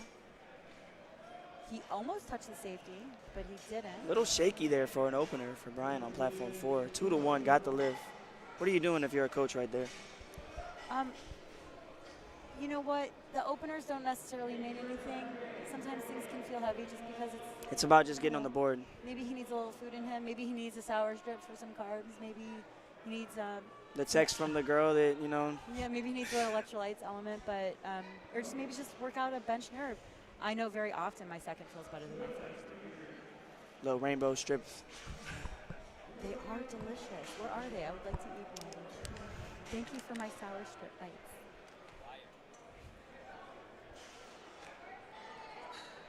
Joshua on platform 1.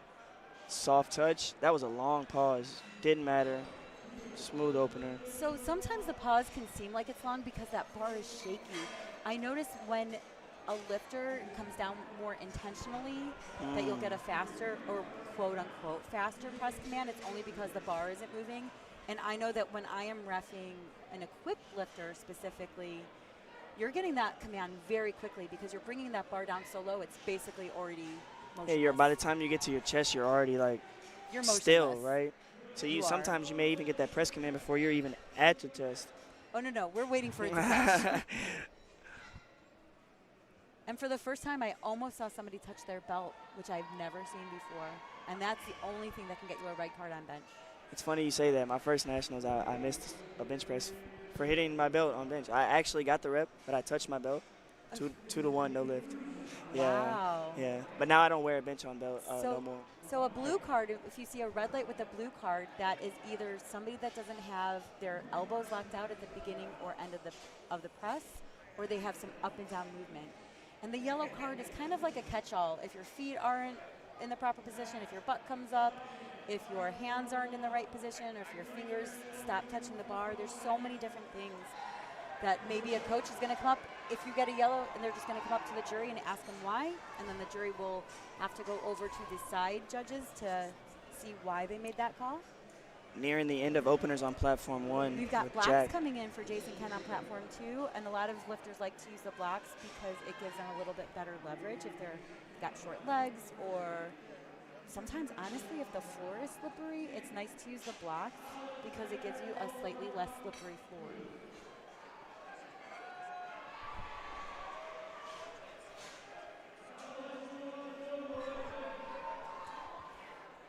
So while we're not just on openers, but while we're on openers, which are a little bit easier, I want to just talk about the fact that USAPL is a drug-tested federation, and we drug test, even at the local level, minimum of 10% of lifters. And when we do the national level, we're testing all the American records, all the world records, and we're making sure we drug test, once again, a minimum of 10% of every lifter because we want to be a drug-free sport. When you won your national championship, did you get drug tested? I did get drug tested. As soon as I got done with my last deadlift, the water lady, I guess you could say the water lady, the testing lady, she came up to me. They ask you for your ID, you have to fill out some information. Does she stay with you the whole time? Does she walk away and let you just be on your own? So I walked away and I was like, hey, is it okay if I go grab my wallet? And she was like, no, I got to go with you. So they don't play games at all. They're going to be with you. They're going to make sure that no funny business at all is going on. And the reason they do that is once you are informed that you're being drug tested, you can't take any masking agents. You can't collect pee from somebody else and pass it off as your own. So that the entire process from beginning to end is being we know that there's nothing going on that can change the test. So like once I got my ID and I was able to, I came to her, she had to grab a few other people that were getting tested as well. The process is so step by step that it makes it like so hard to like, you would have to go through a million steps to try to get around it. They make you take the box out. They make you take the strap off. Do they touch any of it, or do you have no, to be they the one tell doing you. everything? So like you're in a table. They're sitting across from you. They tell you to take the strap out. They ask you what the number is on the box. They tell you what strap specifically to tape it out. Tell you not to touch the inside. Like they test the specific gravity of the water. Like it's crazy. Of the water. It's crazy. Yeah. It's pretty impressive what they do. And at the local level, I know at the national level we use WADA compliant testing. At the local level, I could be wrong, but it might be a slightly different testing company. But I've given many, many drug tests to people. And I've been drug tested myself. Luckily, I actually had to use the restroom yesterday. In the past. That's like at the hardest part about drug testing right there. At my last competition, we finished at 4 o'clock, and I did not finish drug testing until 6:30. It took you 2.5 hours. But at this competition, I luckily had to use the restroom before deadlift, so I was able to take care of it within about like 10 minutes. It looks like we're already on seconds on 7.5 kilo jump on platform 1. 3 white lights. Wouldn't be surprised if we took another 7.5. Okay, I just heard a horn. I don't think you can hear it at home, but I just heard a horn in the background. Let me just say that a lot of times, because bench, you are not looking at the head referee. looks like we had heaving on platform 3, and only one of the refs saw it, along with Jace. I happened to miss the lift because I was talking about the energy in the room. So you're not looking at the head referee when you're the athlete, and you have to hear your commands. They turn down the music specifically so that we can hear the commands, but then we still have the crowd who, by the way, for every lift goes absolutely bananas with horns and cowbells and trumpets and drums and screaming and shouting. And sometimes they also do it during bench. And I always get really scared that I'm not going to be heard, but we at least have microphones as referees, but I still feel like, I want every athlete to hear me. We had a guy from UL, shout out Andrew. He brought a trumpet this year. I've been loving that trumpet. We love you, Andrew. I'm actually waiting for the whole band to come. Wow, you heard that, Andrew? We need the whole band next year. 10-kilo jump for Jacob Love on platform 1. Looks smooth. Give him another 10. We're already on to 3 seconds whites. on platform 4. 140 for Yusuf Trot. No lie, I really want one.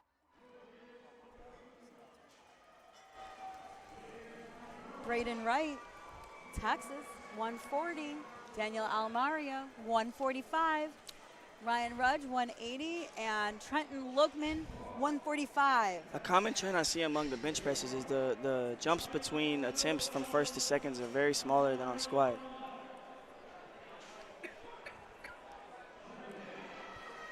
Trying to gain kilos on a bench press is so much more difficult because of the nature of the lift. That's why they do it second. The way that they do the lifts is they go from the most egregious in terms of potentially hurting yourself, which is the squat, to the bench press, to the deadlift. Because if you fail a deadlift, you can hurt yourself, but you're just going to drop the bar. So that's actually why I believe that they put the competition in this order. But the bench press, a 2.5 kilo jump can be a very easy lift to a no lift because you can't even get it off your chest. Kyle on platform 1 with the 5-kilo jump from his first. Let's see if it moves smooth.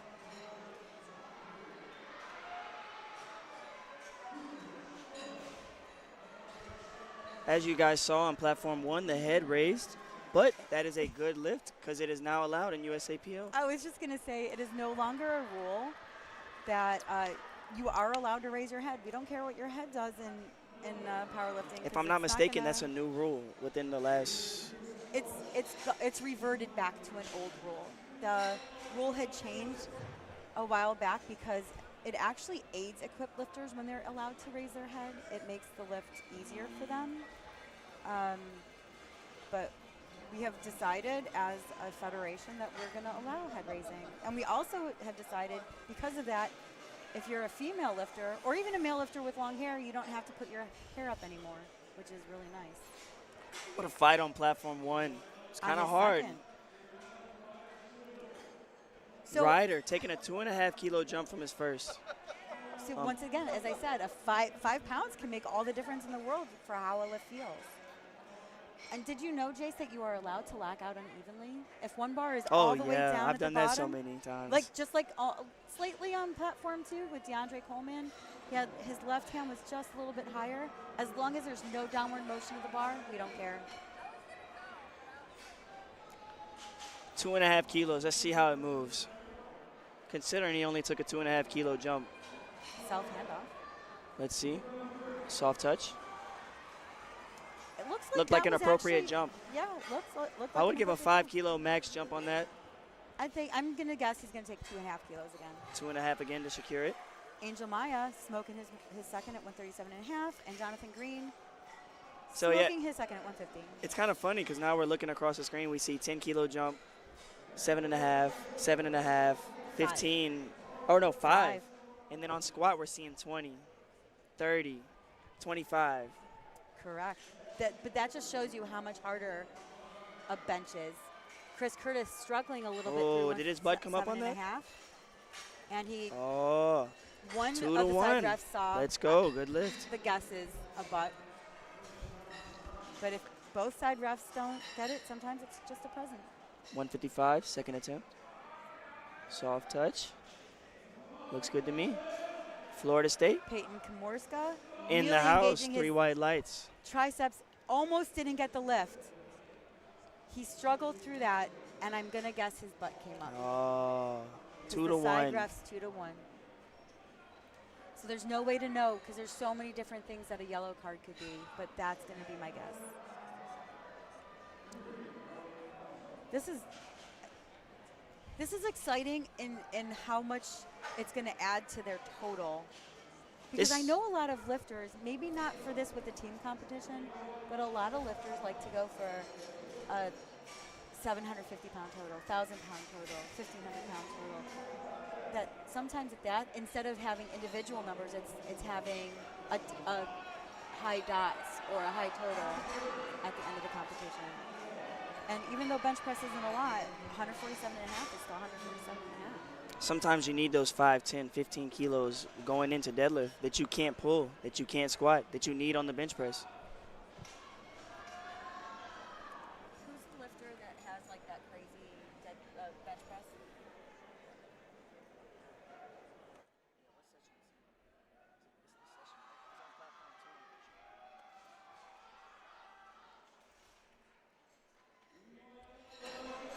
Brooklyn. No lift on platform 1. That was so with the yellow. I didn't see it. I'm gonna guess he just completely failed it. Did you miss it too? I'm so sorry. It's 4 platforms. It's a lot going on. Joshua Robertson coming out with 147.5. Peyton Komorska 150. We've got Calvin Wang with 162.5, and then Jacob McClain at 150. Oh, he's hyped. McKendry in the house. So one thing that I've used when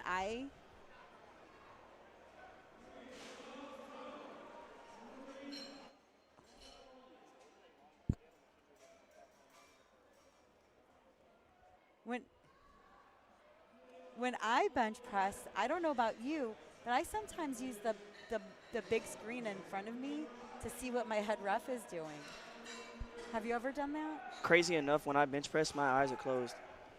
I don't know if you've heard that or if you've I've sometimes done that. Every time I lift, I don't know if it's because I'm an equipped lifter, but when I do it when I'm raw too. As soon as I unrack the bar, my eyes go closed and it's a muscle thing, muscle memory. I understand that. Especially if you're at a gym that has lights right above you. See Brian Wright put his hair up. He's got 152.5 on the bar. We have a lot of self handoffs going on here. Adrian Rapier smoking his second. And look at Robert McClain on number 2. Look at how narrow that grip was. The narrower you are, the more tricep focused you are. Correct. And sometimes I look at these lifters and I'm just amazed at how strong they could be with such a narrow grip. Right, and then on the contrary, and on platform 1, we have the wider grip. And the widest grip you're allowed is your forefinger has to cover that 81 centimeter mark. If it's outside of that 81 centimeter mark, it's a no lift, it's a yellow card. If it's caught. It can sometimes be hard to catch that. There's so much that the ref is looking at.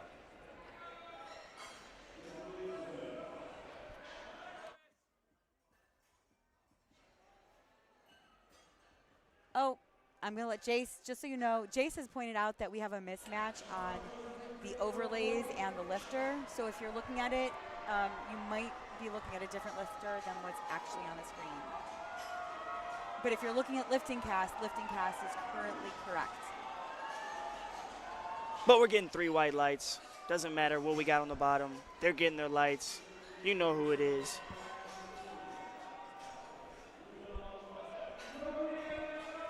So if you have noticed, you can actually see the referees on the screen because not every referee sits in the front for squats, but a lot of referees like to sit in like the 3/4 angle in the front.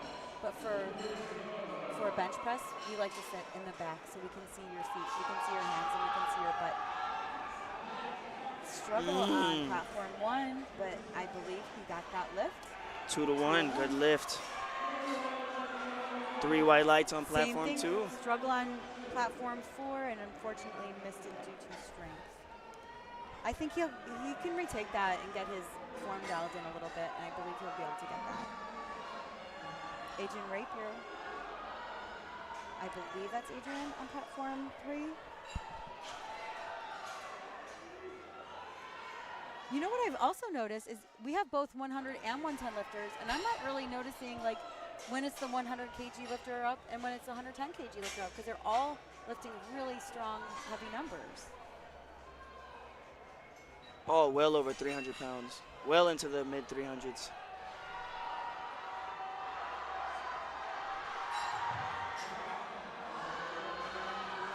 Platform 1, just a little too much on the day.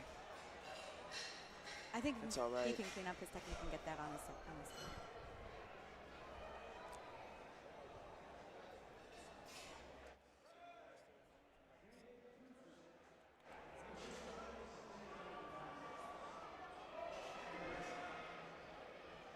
University of Akron on platform 3. That's close to my hometown, as close as we're going to get. Being from Ohio. It's nice that they're, I think, a newer school to powerlifting to competing at Collegiate Nationals. Platform 1 electing not to wear wrist wraps. He just has his warm-up. He's just like that, look. He's just like that. Give him the 3 whites on platform 1. Do you think the wrist wraps help add strength, or do they just help keep your wrist in the correct position? Because I use them so that I don't get pain in my wrists. I use them when going like, let's say specifically heavy. And that would be like a meet. So at the meets, yes, I use them. But I see a lot of people electing not to. Yeah, platform 2 also going without wrist wraps. Platform 4 going without wrist wraps. It's a trend. Some people train with them and some people don't.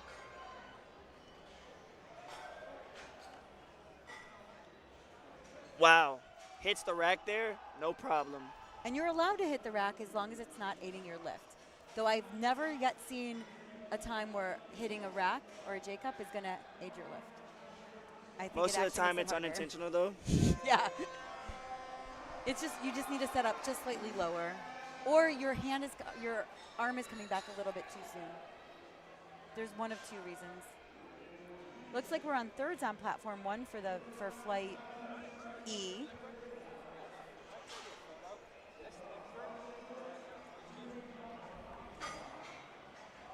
And we have all relatively similar numbers on all of these platforms.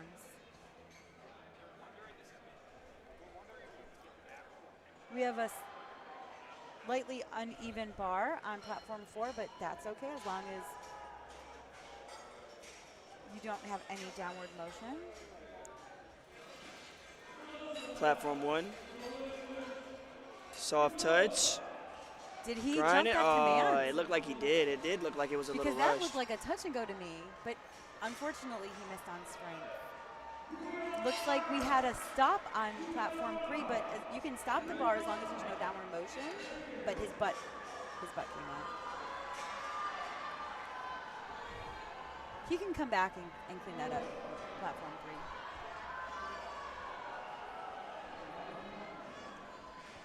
We have Jacob Love on platform 1, taking 150 kilos. From the University of Cincinnati. Let's go. Soft touch. Platform 2, grinds it up. Gutierrez, looks like a good lift to me on platform 1. It looks like it would be 3 white lights. Let's see what the yellow card. Once again, my guess is that his butt came up. We're still waiting for the lights here on platform 1.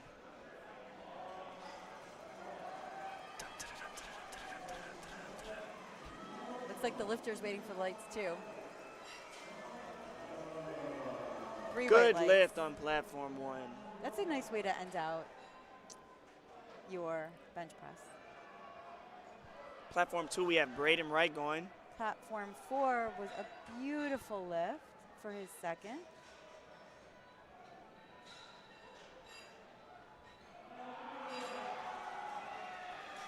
just a bit heavy for platform 2. It's all right. He can come back.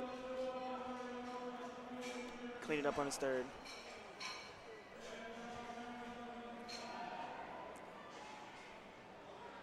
Platform 1, we have Daniel. Gets it up. Uneven. Will he be able to lock it Platform 4 out? is Peyton Komorska from Indiana University. That's 150 on the bar for him. As y'all seen there on platform 1, the bar got a little uneven and he wasn't able to dip it back up, so on no platform lift 4, there. that was his second try, and he got it. He tried it on his second, but I said sometimes you can come back for your third and still get your lift. It's just a matter of having the right position on that bar.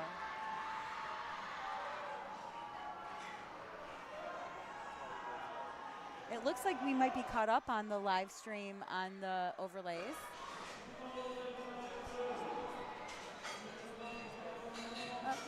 Still a little behind. Kyle Bruck, platform 1. Good attempt from platform 1, Daniel. Chris Curtis, platform 2. Peyton Komorska, platform 4. And platform 3, starting our thirds with Lucas Odom. Yeah, just so you know, the LiftingCast, the live stream, our overlays are a bit delayed. We are trying to fix that over here, 2025 Collegiate Nationals. Once again, I just want to thank our sponsors. We have Element Hydration for our electrolytes. We've got Sour Strip Bites for fast carbs. Pioneer Belts, who makes, I have a Pioneer Belt, 3-inch, orange and green, with my own quote on the inside because I love customization and colors. And also, they're just so family friendly with great customer service. And then we have A7, which also is amazing customer service. The entire ethos of. If you want to feel good in the gym, you want to look good, you want to compete good, A7 is it. Yeah, A7 and Pioneer. You just gotta love both of those companies. Thank you very much for your sponsorship. And thank you to the parents and family and friends that help support us and put up with our crazy. I don't know about you, but I was never a sporty kid growing up, so being able to compete in powerlifting has just been a game changer. Powerlifting growing over the last 5 to 10 years has been game changing. Poor Rob. Wow, platform 2, what a grind. Oh, he lost his feet. I feel like if he had kept his feet, he slipped. would have got that. What a grind. No lift on platform 4. We're almost on third attempts on all platforms for the bench press. Platform 3 is just running a little bit slower. Maybe they're just taking more time with their setup. Platform 1, let's get that third. Oh, that was a beautiful grind. Might have had a little bit of butt move. No. Three white lights. That was Three not white up and lights. down. That was no, not. I didn't say up. I said butt movement. I don't know if you had seen. His butt was, it was close. Yeah, it's hard to tell from the front too. Yep. Platform 2. Finishing out. Once again, uneven, but that's okay. What a good attempt selection. Platform 2, 3 white lights. Saving energy going in the days. Good job.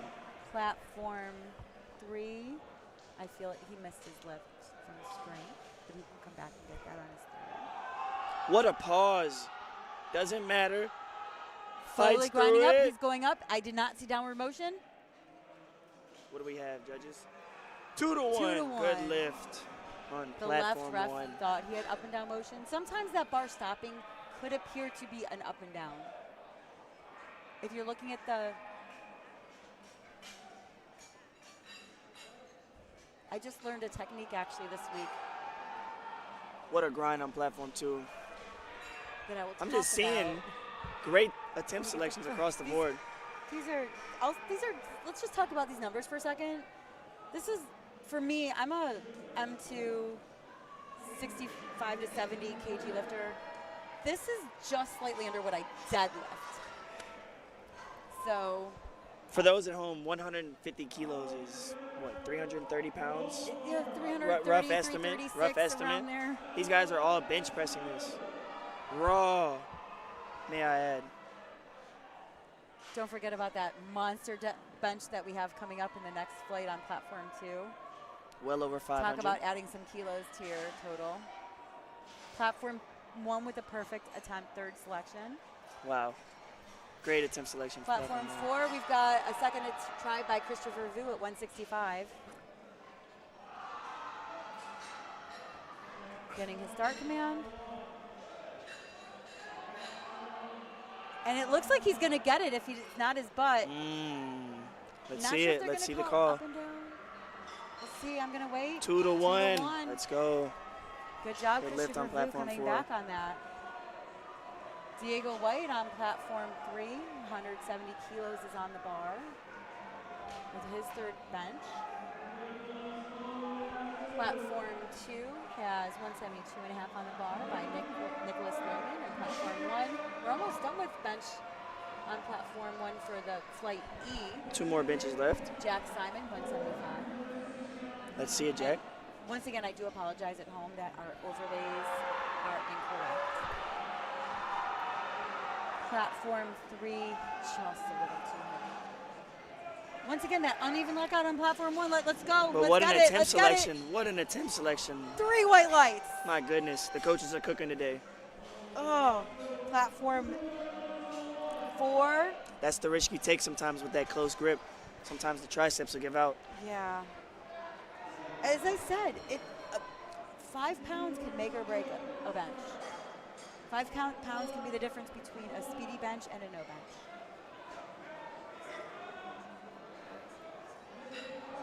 Platform 1, we have 177.5 with Pittsburgh's Chris Kutchman.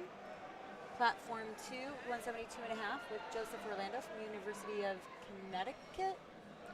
Platform 3, Last Tyler bench of the Maxson, flight on platform 170. And Colin Hunter from West Virginia at 175 on platform 4. Let's go, Chris. Looks smooth to me. Let's see what the judges say. Platform 1, 3 white lights.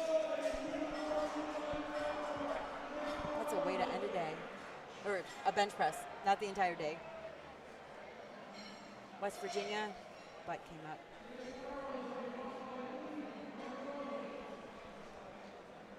Looks like we are starting to get to some fatigues on platform 2. But everybody's in the meet.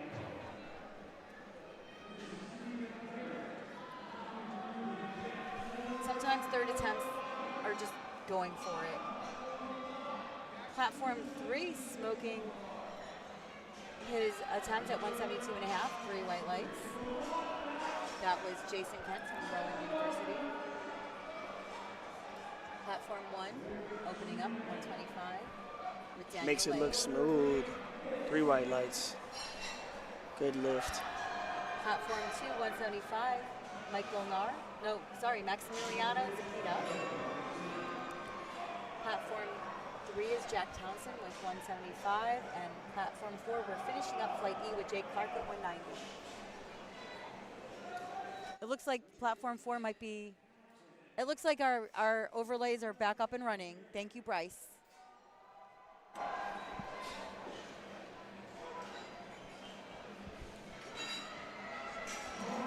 Wow, what an opener on platform 1. I love Smooth. it when an opener looks like it's The confidence you get out of making an opener move will change the outcome of a meet. I like it when it looks like a last warm-up.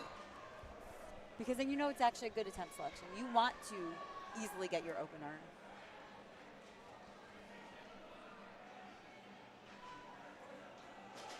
Platform 3 timed out. I don't know exactly what happened, but they definitely timed out. Nice touch, platform 2. Once again, a perfect attempt selection. Platform 2, 180 kilos, 3 white lights. And we're sticking with 180 kilos for Josephat Gutierrez. Platform 4, openers for flight F. Platform 3 looks like we're having a technical issue. It is should be 175 on the bar. Oh, benches can be hard. Platform 2 has a lot of red lights on those thirds. Let's hope to get some more greens on there. I have roughed an entire flight of red lighted third attempt benches where they were all just too heavy. And we don't like to see that. As a referee, we want everybody to succeed. 2 more attempts at 182.5 on platform 2. Platform 3, good attempt first third. Okay, you guys, I wish you could hear all the horns and how many people are going It's crazy so out stimulating. here. We love it. The lifters love it. I know that. It definitely adds kilos to what you can lift. Most definitely. Nice attempt selection for Walker Craven, 125 on the bar. Alan Rodriguez Padron, 175. Looks like a little too much in the day for platform 2. It's all right.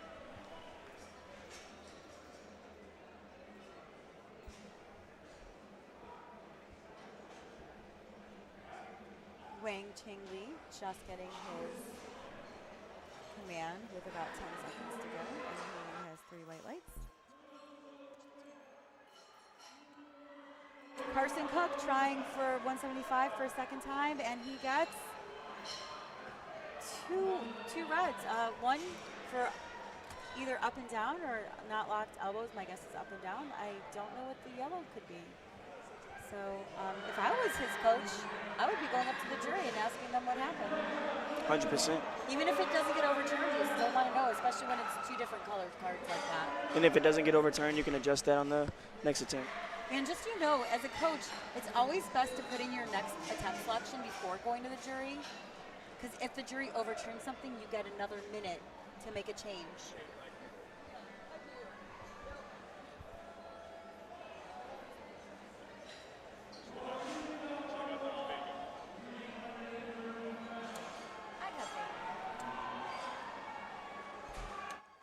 Okay. So it looks like we might still be a little bit off with our overlays, but you know what? You got us. We'll talk you through this. Looks like we're on Platform 1, Lennon Garcia. Take it away, Jace. Let's go through. 3 white lights. Platform 2, Matthew Cummings. 3 white lights. Platform 3, Andrew, University of Houston. And platform 4, rocking the all black Harville on black Fogley. A7 singlet. Smooth. Soft touch. Man, I think it might have been the A7 singlet. What do we say? I heard A7 3 adds white kilos. lights on all platforms. That's what we like to see. Give me a lot of green on this lifting cast. Give me the money.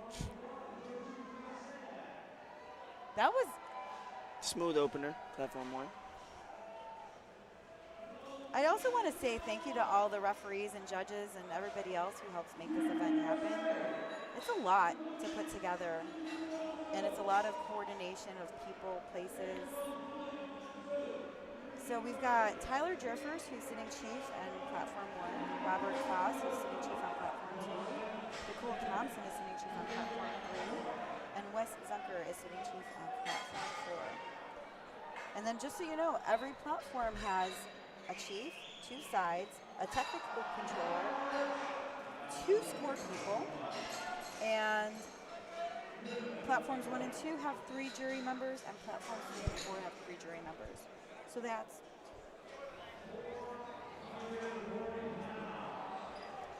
30 people just in adjudicating type positions or keeping this flowing, not including spotters and loaders, not including many other positions that we have here. 30 people on that platform right now giving their time to making this collegiate 2025 collegiate nationals happen. So each and everybody can have, you know what's crazy when you think about it, you train the entire year for 9 minutes.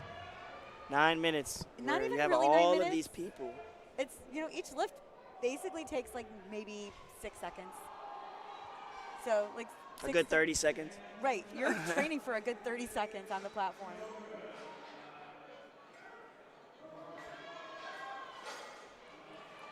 I mean, you get a minute to take the lift, but it doesn't take you a minute to take your lift.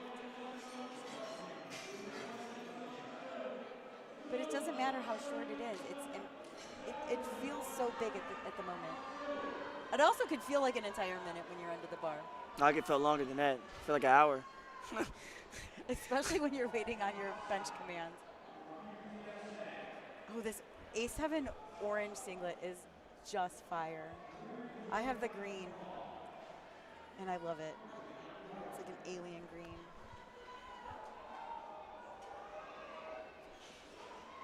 Smooth All on four platform 2 platforms for Zachary.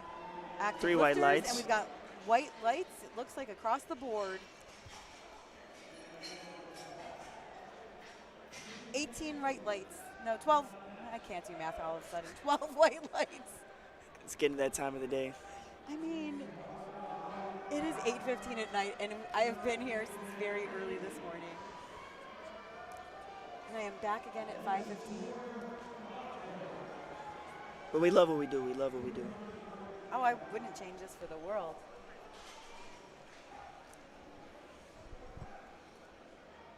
$197.5. It's a pretty heavy bench opener.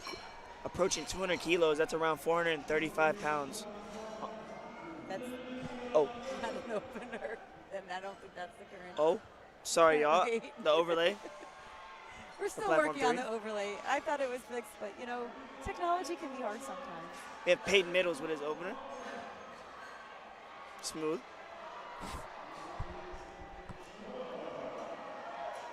Platform 1, we've got Brian Doby at 165. Platform 2, we've got Ethan Sawinski at 157.5. Platform 3, Max Marahal, 155. Platform 4, Wojtek Close, 145.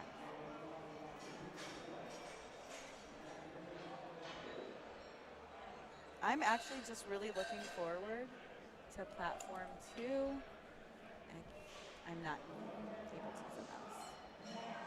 And this 192.5-pound opener. That's almost 400 pounds. Is that 400 pounds? I feel like it's a 400-pound opener for a raw lifter. With this.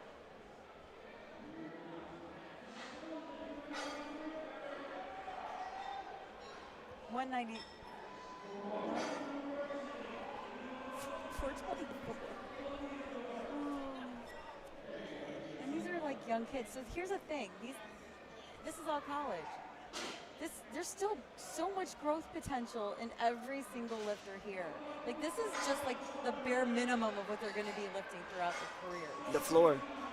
I mean, this is the floor. They have nowhere to go up but up. I mean, like talking about that, you have a guy like Jaden Lowe today who totals 845 kilos.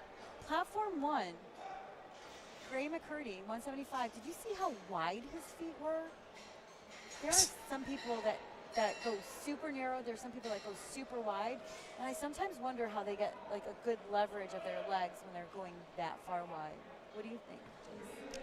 Well, me personally, I mean, I have the same question. If I was to answer it, I would say that it has to do with leverage and how they have leg drive through their hips.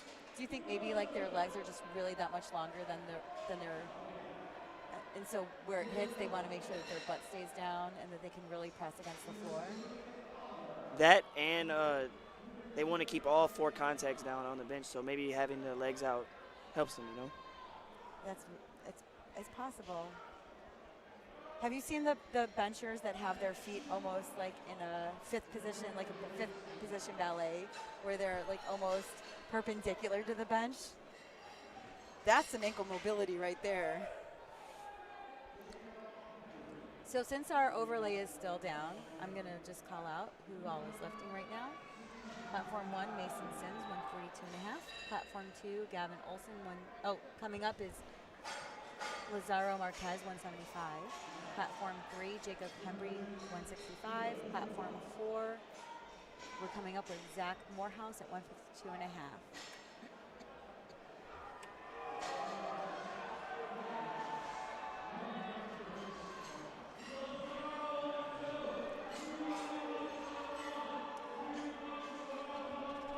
Gino screaming in the background right now who is lifting,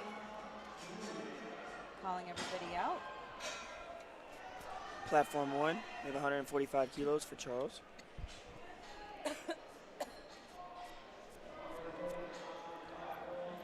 Let's see it, Charles.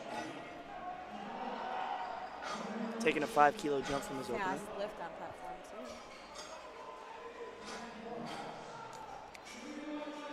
2. We're approaching the end of our openers on platform 2. 2 more benches. We have 185 kilos for Kalu. We're almost done with opening benches for platform 2 and platform 4. Platform 1, we're on to our seconds. And platform 3, we're just kind of starting there. So we have a 424-pound opener on platform 2. 424, platform 2. But before that, we have a 413 opener. So we just have a whole bunch of 400-pound benches today. Let's go 400. For the openers. Maybe one day I'll deadlift them. Maybe never. These kids are strong. I was just at high school nationals, and the kids are just as strong. And to think that they're going to be coming up to collegiate nationals in the next couple of years. 424.3 pounds on the bar for Lawrence Jones for his opener. 192.5 kilos. I mean, all of these kids are 19 years of age and younger. I mean, there's just such a long career ahead for any one of these athletes. That mean 19 and that's still team 3. Right. Haven't even entered the junior years. Not even. Let's see it, Lawrence. Oh, platform 4. Looks like a good lift for Lawrence.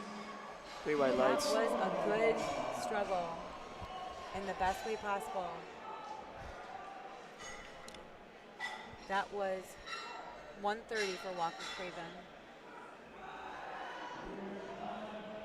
If you had a choice of doing a full meet, a bench only, or a push-pull, what would you choose? I'm a total specialist, so I would do full.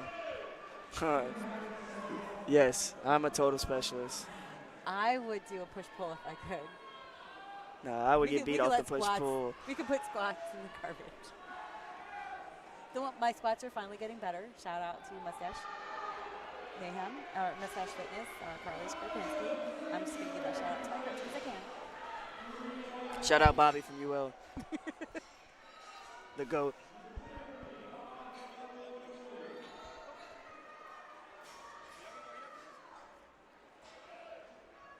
I know that we have Pittsburgh spotting and loading on platform 2, and we've got New Mexico spotting and loading on platform 4. I am not sure about platform 1 and 3. Bryce, do you know? Spotting and loading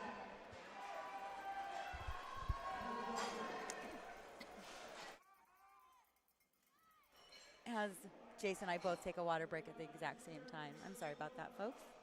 I'm just going to call out, since our overlays still are not working, Braden Althoff, 160, platform 1. Jonah Berman, platform 2, 157.5. Wyatt Hubbard, 175 on platform 3. And 4 is Matthew Castillo at 140. I just love seeing 3 red plates on a bench press. 230, Brooklyn Davis, that's the one, it was platform 3, 232.5. So on about 4 bench presses on platform 3, we have I want to say that's 507 pounds. 232.5 times 2.2 equals 511 pounds. That's 511 pounds for an opener. Young opener.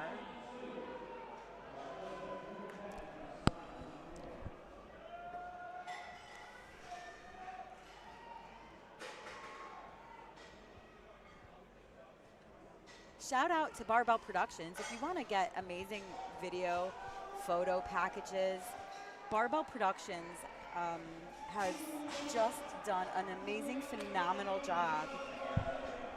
Check out their Instagram. They have so many photos and videos. Just go to their website and order a package.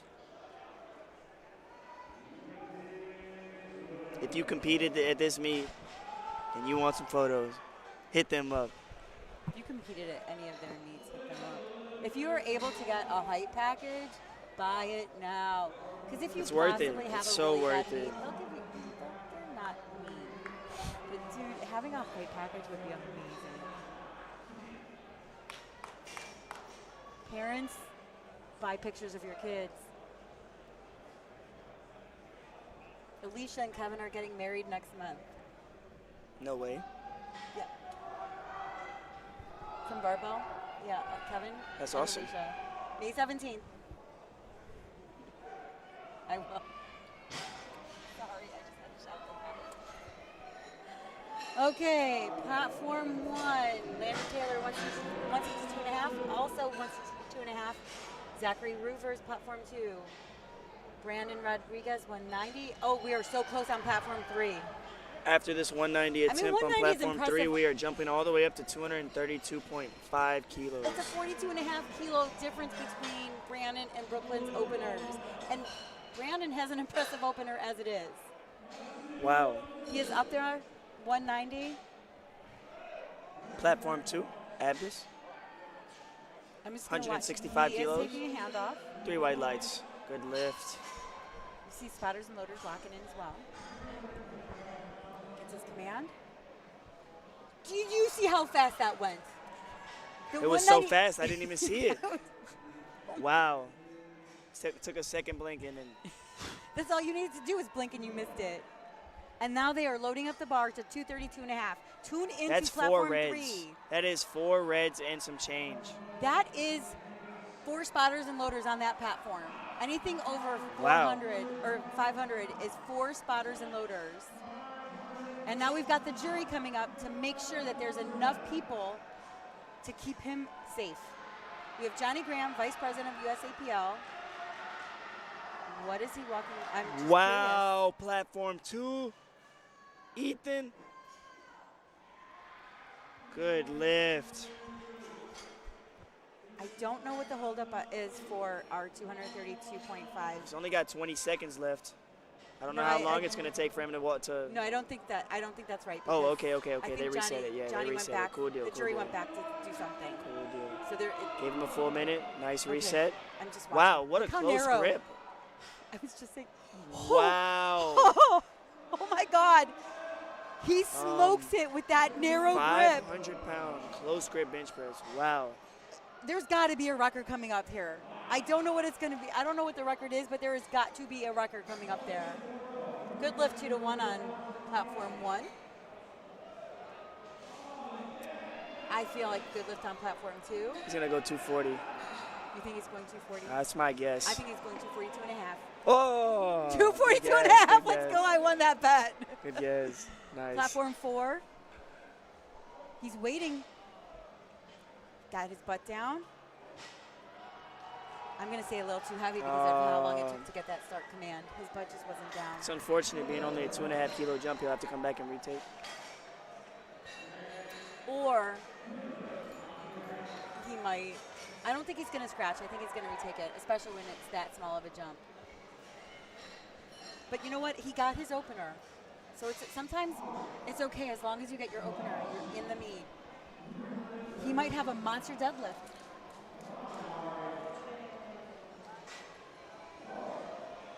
I did one time have a lifter have his feet touching the support on the bench, and that's a yellow card.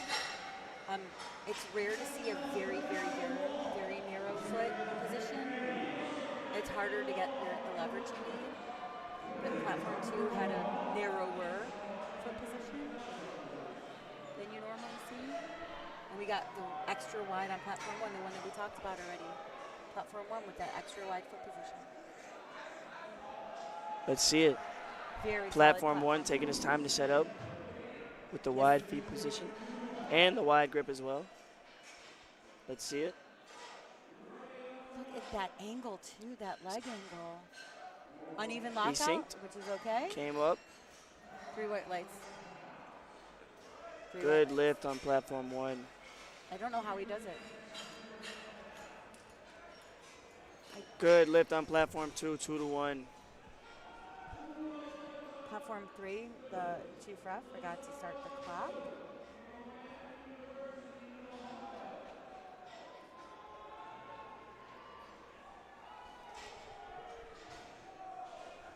Are we caught up on the overlays?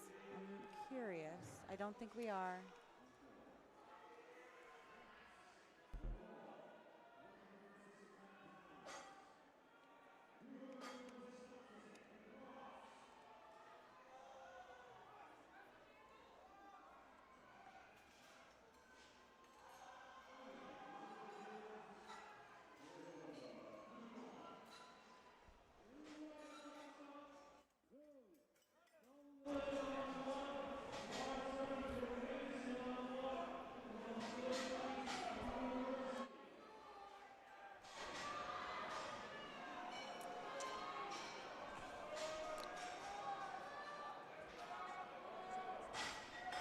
Platform 1, we are on our third attempts.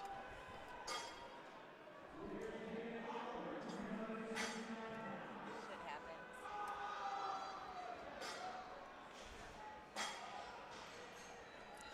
These are all strong benches. I'm just enjoying watching that. Sometimes I forget that we want to commentate about how amazing these lifters are because they're just so impressive.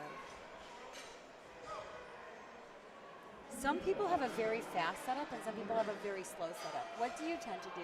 Do you tend to have a faster or slower setup? Slower. I like to be more technical. Being set up in the position that makes you comfortable takes a little bit more time, specifically for me, but not everybody. Have you ever timed yourself in the gym to make sure that you'd have enough time on the platform? No. Neither have I. My coaches know when to get me out there. I trust in them. I leave it up to Jake and Bobby. Platform 1, we've got Charles Marks, 155. Did you see that on the third for Landon Taylor? He took a 0 lift. He wanted to save his strength. Sometimes that's the best decision to make. Funny you say that. Yesterday I scratched my third. Did you? Why did you choose that? My coach told me. He came up to me and he was like, "Hey, we're gonna scratch your third. We need your deadlift. You're kind of in a battle right now. We know you can pull a lot, but we need you to not take this bench, use this extra energy, and use it on your deadlift." And also extra recovery. So I was able to get out of my shirt while everybody else is bench pressing. Nice. It looks like Gyudong Liu is having a really good day. I'm hoping he can go 6 for 6 after bench. We've got quite a number of lifters going 6 for 6 at this moment. I love seeing all this green on the board. Platform 1, Gyudong Liu went 7.5. Platform 2, that Oregon singlet is so clean. Platform 3, we've got 180. Matthew Cummings. Morajan. Let's see it. Platform 4, we've got soft touch with Milton Fosu. Wow. Slight struggle, but he pulled it up. I'm giving him 2.5 keys after that one. That was his third. Oh. You're giving him 0 keys. If he had a 4th attempt, he would have got 2.5. So that was a great 3rd attempt. If only you can get a 4th attempt. Platform 4, 3 white lights. I was about to say Bench press national is just like deadlift where you can have changes. Oh. It's not him. Jeremy Tudor, 162.5, platform 2. Platform 3, 180 with Elijah Jordan. Platform 1, Miles Brennan, 162.5. Platform 4, 132.5, Walker Craven. And Walker's been struggling a little bit, taking very small jumps. So I would like to see what this third looks like. And that's kind of, he's just not a bencher, and you know what? That's okay. That's okay. He still has 130 kilos. Got one on the board. That's just going to add to his total.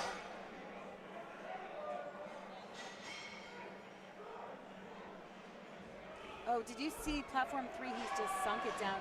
It almost looked like it was too heavy to begin with. Sometimes it's just not there on the day.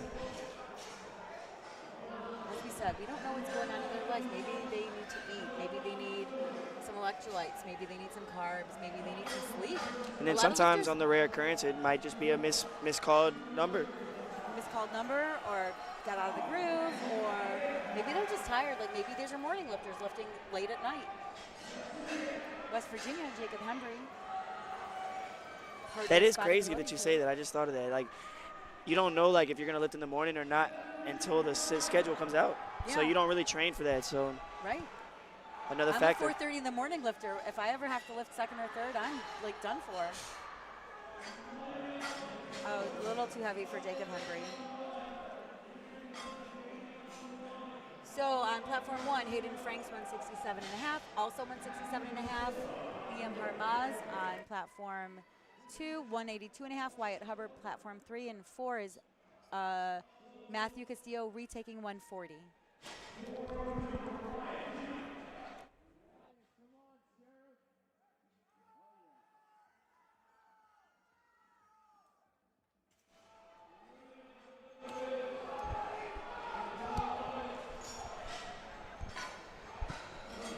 While you see a lot of red on third squats, third attempt bench presses are some of the most missed lifts in competition. Currently on platform 4, we haven't had a fourth attempt that has been hit, or a third attempt that has been hit. Yeah, and on platform 1, we've only had one successful attempt, or at least in the little section that we're looking at. No, 2. We've only had 2. 2 and a skip. 2 and a no take. Okay. Oh, God, that struggle. 2. Did you see that? I wanted him to get that so bad. Platform 1. Let's get it. Also too heavy. As you see those third attempt bench presses, they're trying to squeeze those kilos out that they can going into deadlift, knowing they're leaving that absolutely nothing though on the platform. They're putting everything that they have out there. This is Collegiate Nationals. There's no other meet to not leave everything out there on. Oh, and we're very close to 242.5 on platform 3. We've got 2 lifts above 190, and then we've got our 242.5. What a grind on platform 2. Seeing all these red plates on these platforms is amazing. So each red plate weighs approximately 55 pounds. We're approaching that 242.5 bench press. Geez, watch the lockout on 1. Wow. He struggled through that. I'm gonna guess 2 to 1. Three white lights. On Let's go. Platform 1 for Jonah. Good lift on 1. That was a struggle. 2 to 1 on platform 3. No lift on platform 4. Okay, we're keeping watch on this platform 3 because I want to see a 242.5. He's gonna smoke it. That's my guess. I'm betting. I'm gonna bet you these sour strips over here that. I say he hits it and then goes up 5 keys. 5. 5. I'm gonna say 7.5. I'll go 5. All right. I say 7.5. So you're taking the over, I'm taking the under. Yeah. All right, cool. I'm not going to bet you my Pioneer belt, though, because I'm keeping that. We'll have to bet the A7 wrist reps. A7 wrist reps it is. Did you see him smoke that? 197.5, smoked it. Wow. Okay, let's go, Brooklyn. 242.5 kilos. That is over 530 pounds. That is 534 pounds in American units. And that is also a record attempt. Oh, United States Military Academy, West Point. Let's go. And he's in the 100. He's not even 110. He's 100. This is almost 2.5 times his body weight. With the close grip. With the close grip tricep. Miss on 1. If y'all could only hear how loud they are for him. 535 pounds. Is this American or world? This has to be a world record. He's not locking out his elbows. He's got to lock his elbows. He's got 26 seconds. He can do it. Is he going to do it? 20 seconds. 20 seconds. All he has to do is get the Just get the command. You can start it whenever. 15 Get seconds the command, left. though. Gets the hand off. He's got 10 seconds. Looks like he's going to get it. Oh, he's getting the, yep. Oh, Oh! go! It's low, but it's moving. I saw no up and down. Did he beat the rack command, though? It looked like he might have beat the rack command. Oh, my gosh. It was either he beat the rack command or the start command. Oh, he didn't beat the I start think he command. might have. I think he might have beat the rack command. I want to know what these yellows are. I want to go out there and ask the ask the jury what happened. Look here. I go, no. I'm not wearing my uniform. I can't just go out there. I wish I could. If I was wearing my uniform, I might go out there. So are we retaking that? Oh, we're retaking that. We're not jumping up. Especially for an American record. Especially because it's for a record. I think it's a world record. Right.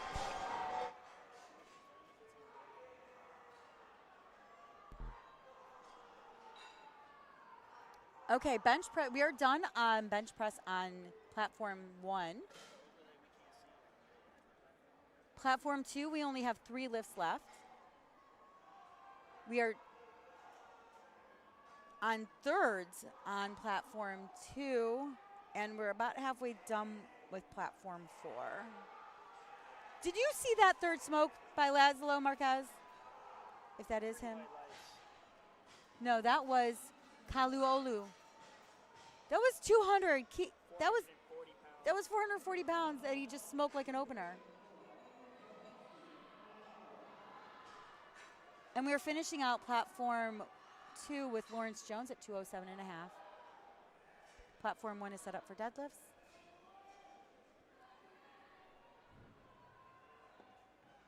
Platform 3, we've got Peyton Middies finishing out with 162.5.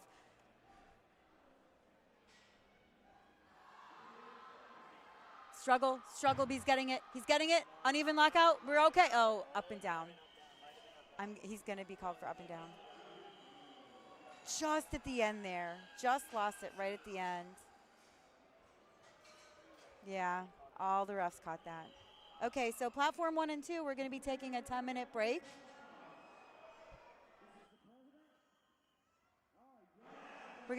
We'll be back with deadlifts in about 10 minutes on platforms 1 and 2. Platform 3, we've got, oh! No.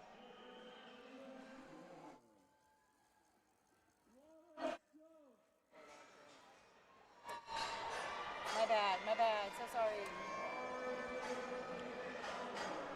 I'm so sorry, Lawrence Jones, 207.5. 457.4 pounds for Lawrence Jones for a third attempt bench press. Let's see it. David Mims, platform 3, 160. Caden Oliver, platform 3, 172.5. If Lawrence hits this bench press, it has its projected total at 843 kilos, which is monstrous in the weight class. Let's see it. Stays with it, stays with it, stays with it. Uneven, goes but down. That's okay. Oh, yeah. A little too much on the day for Lawrence. Good try. And on platform 4, that also is just a little heavy. Platform 3 just made his third attempt look like an opener. We're going to be taking a 10-minute break now. Now we're actually taking the 10-minute break on platforms 1 and 2. We'll be back in just about 10 minutes with deadlifts.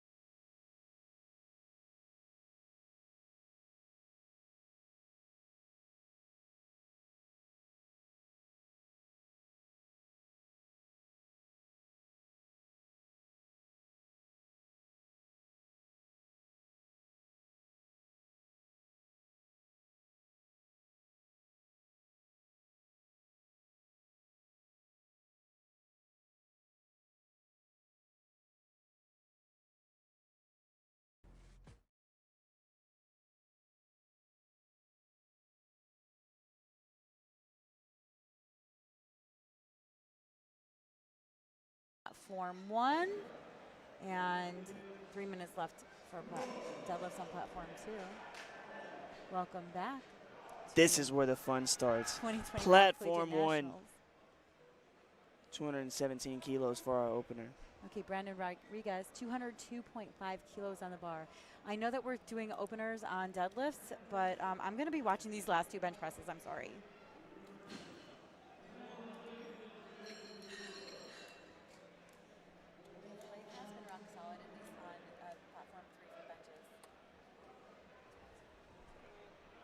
Oregon State Beavers. I love their little logo. It's fun. 202.5. Watch, look how, it went, it moved so fast. I thought he'd break through that like little sticking point. Jacob McLean, 220 on the bar for his opener. We'll talk about deadlift in a second. I need to see this record at 242.5 because he's going to get it. Because he's not gonna have the replace command. He's not gonna have to he's gonna get those elbows locked to start.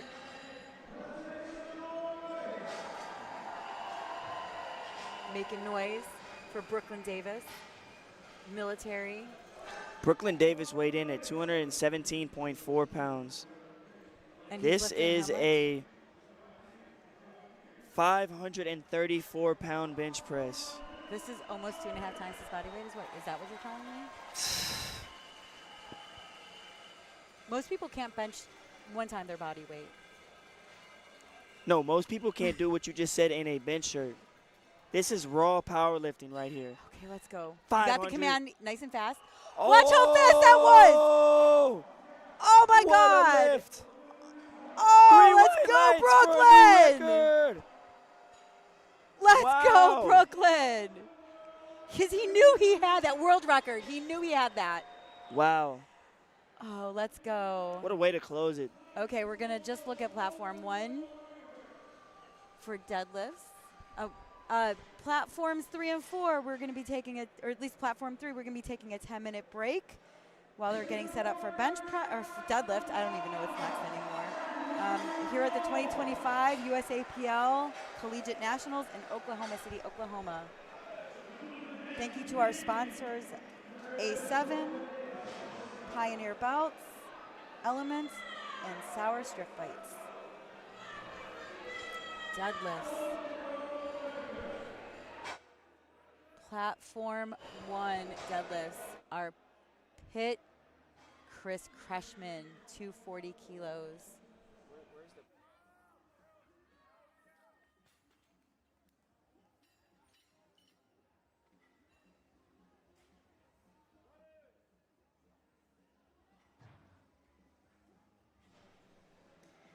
Okay, so deadlift has 1 command. You just have to pick up the bar and then wait for your down command. It's easy, right? Just pick up at the bar. I mean, it would be nice if the spotters and loaders picked it up for you. And it would be nice if it was that easy, right? It is. It's light. Pick up bar, set down bar. It's light as a Sunday paper. Oh, see, I think I know what happened right there. When So he went down with the bar, yellow. when he went down with the bar, Did he open his hands? he did. He did. Did he open his hands just at the bottom? right before the plates hit the ground. You have to keep control of that bar all the way until it hits the bottom. Also, we got a red light, which meant he either had soft shoulders or soft knees, and I don't know which one it was because I just didn't pay attention. But nice catch on those hands. Platform 2, we're starting up with deadlifts, 220 with Nolan Groutman. And yes, our overlays are finally back to being actual working overlays. Thank you. Daniel Almario, good lift on platform 1. Josephat Gutierrez coming up with 240. So I'm not going to lie, Jace, deadlift is my favorite lift. It's the only one that's injured me, but it is just so much fun to be able to tell somebody, yeah, I can lift 360 pounds, can you? Deadlift is definitely my favorite lift. Do you lift in a bench, in a deadlift suit? Depends on the meet. I can lift about the same with the suit and without it. So it doesn't really help you Yeah. too much? Platform 4, welcome back to 2025. Oh, we're not back yet. We're almost back. We got pump faked. So one thing as a referee that I don't like to see is when there's overextension at the top, and what that can do is it can unlock your knees instead of keeping them nice and locked. It can also convince the judges that your shoulders are not locked. It could. More knees than shoulders when you overextend. Oh, we have competing. Do you think they're going to lift it exactly at the same time? Wow, Look at this them. is so in sync, huh? Oh, we should do. Both of them mixed? Too? Yes. Wow. Let's go. They looked identical. They really did. I just wish. Oh, why did he drop his belt? Because he's smooth, that's why. Because he's smooth. Okay, we're back on platform 4 with deadlifts. Welcome back, platform 4, here at the 2025 Collegiate Nationals, sponsored by A7, Pioneer, Element, and Sour Strip Bites. So let me ask you this. Since we're on the openers, what is your strategy when it comes to deadlift? Do you like to take big jumps? Do you like to open up somewhat heavy, take smaller jumps? I can only tell you what I do in the gym, because my strategy in a competition is to tell my coach, put whatever you want on the bar, and I will go lift it up if I can. Well, what would you say is like your coach's, I tend to go, honestly, I don't even know my numbers. I probably take conservative openers just because I want to be able to get it. And then I'll take maybe a 10-kilo jump between my opener and my second. And then usually I just go for broke on my third and go for PRs. Though with nationals coming up, I'm going to be conservative, I feel, on this particular nationals, because I would like to try to attempt to go for a win. So I might just play everything a little bit more conservatively and do numbers that I know I can do. But I lift better on a competition platform than I do in the gym. I don't know about you, but there's something about the adrenaline of being in the competition setting that adds specifically to Collegiate Nationals. if I ever Specifically Collegiate Nationals. I've never had the opportunity. I started as an M1. No way. I'm an M2 now. No way. Yes. So never even lifted open. So just so you know, there are different categories of lifting. We go youth, teens, juniors, open, and then all the way masters. So you can start lifting as young as 8 years old and keep lifting until you're dead.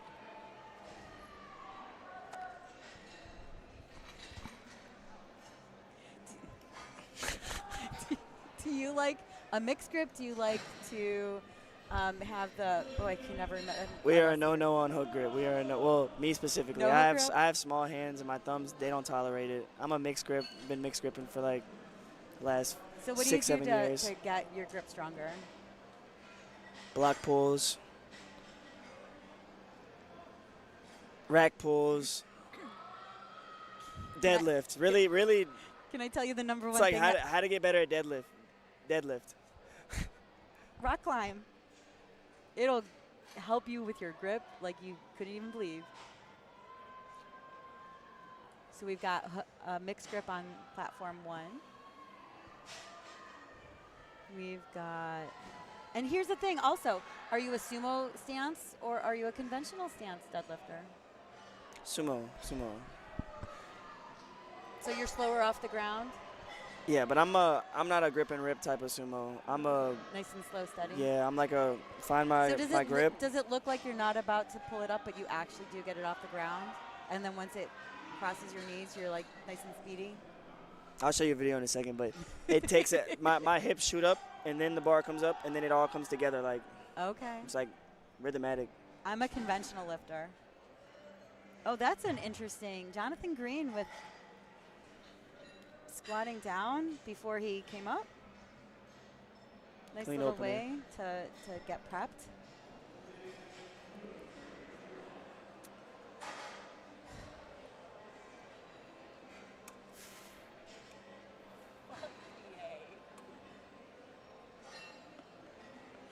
Okay, that all blue on platform 2 was like fire on his kit. I'm just going to say that. So the rule for deadlift is you don't have to wear a shirt because you're not touching equipment that other people are going to be touching. So some people like to wear no shirt. Some people like to wear a shirt. And I'm going to tell you, as a referee, when you're not wearing a shirt, it's easier for me to see your shoulders. I'm not saying if that's good or bad. I'm just saying it's out. I'm just putting it out there. Leading up to yesterday, I hadn't worn a shirt in competition on deadlift because, you know, they had just made it a rule. So I've always liked not wearing the shirt. But yesterday, I didn't wear a shirt. Went 3 for 3. Got the American record. So now is it going to be a thing? Oh, yeah. I'm wearing that exact same shirt now. The exact shirt. Superstition. Might not even wash it. Please do. As somebody who's done many equipment check where you don't want to touch things, please wash your shirt. Please also at least spray your knee sleeves. You know. We put them in like a 5-gallon bucket and then put some Dawn soap and then put some hot water. Oh, I've never done it that Leave way. it overnight and then put a fan in front of it and then it dries out. Oh, I like that. Yeah. Oh, we got some heavy deadlifts on platform 2. It looks like we're 270 kilos. Deadlifting on platform 3, so we're about to have everybody lifting at the same time. But for now, platform 4, enjoy the full screen. These are nice, speedy openers. I like to see that.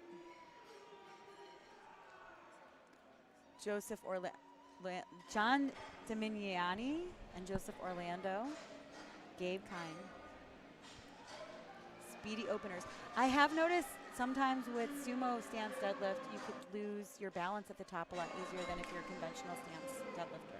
More so if I see it happen more so if you if the people are doing hook grip because of how fast they are to the top, that they don't know how to control it at the top. When they get to the top, it's so fast that they wobble. They either lean forward, lose their balance, or they overextend. And so here's a couple rules that I don't know if you know about.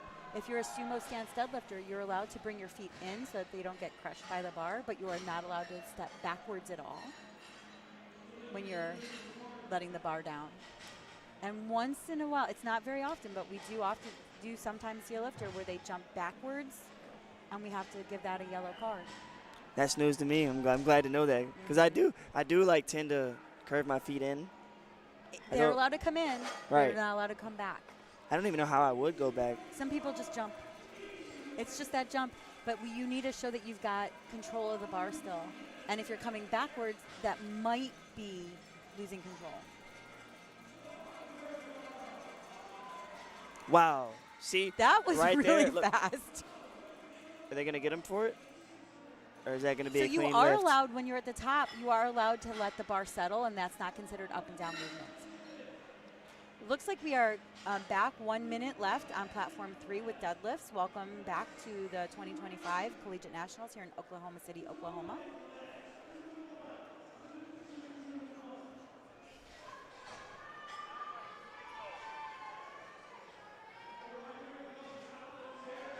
It looks like we have quite a contest in the 100 kilo class with Brooklyn Davis having a 7.5 kilo lead right now, but I don't know who's going to be a better deadlifter.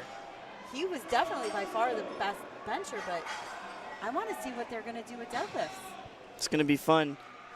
Cooper Quintero, 225.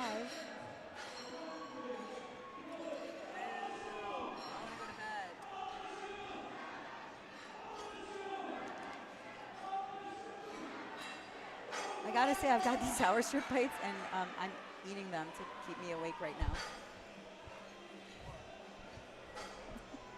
Okay, Jack Simon missed his opener at 230, so he's retaking that same number. My guess is maybe he didn't have a good lockout. Maybe I'm gonna say soft knees. I'm gonna guess he had soft knees. Click on him. I want to see. He missed it again. He missed it again. I want to see his attempts. What happened? So yeah, he had soft knees. So he had a problem with his lockout. It wasn't a strength issue. It was just making sure you're in the right technical position at the end. And sometimes that overextension can do that, or if it's slightly heavy, it could do that as well. Okay, these blue socks on platform 3, Angel and Maya, I'm loving those, and that was also like a very fast 210. Just saying. DeAndre Coleman coming out with his 270.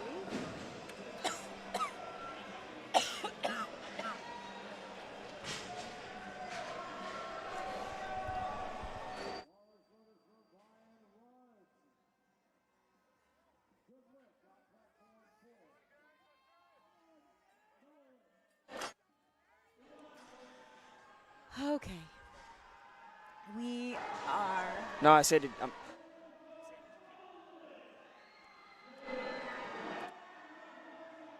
Okay, come on.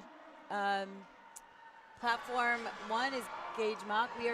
Unfortunately, our overlay is incorrect again. I'm going to apologize on behalf of the USAPL that is incorrect. So I will try to follow LiftingCast. We've got Quentin Nelson, 270, platform 1. Nolan Groutman, 240, platform 2. Carson Cook, platform 3, 227.5. And Trenton Lokman finishing up first deads at 260. If you follow LiftingCast, you'll be following the correct order. Do not be looking at the overlays at the moment, please.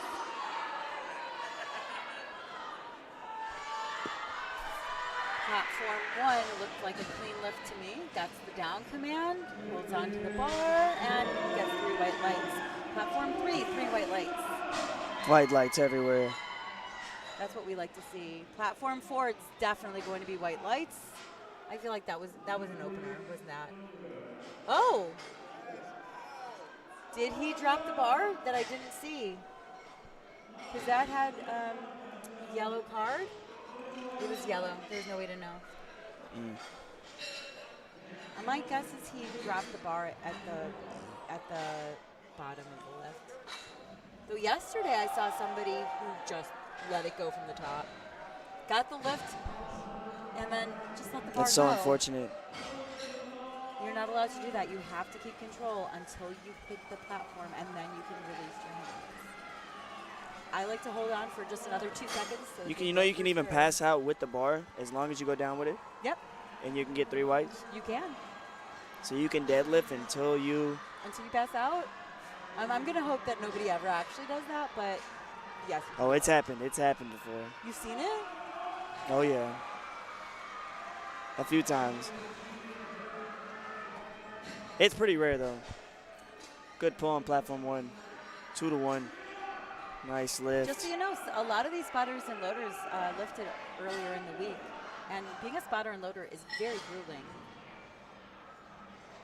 And then some of the spotters and loaders like to go and work out after.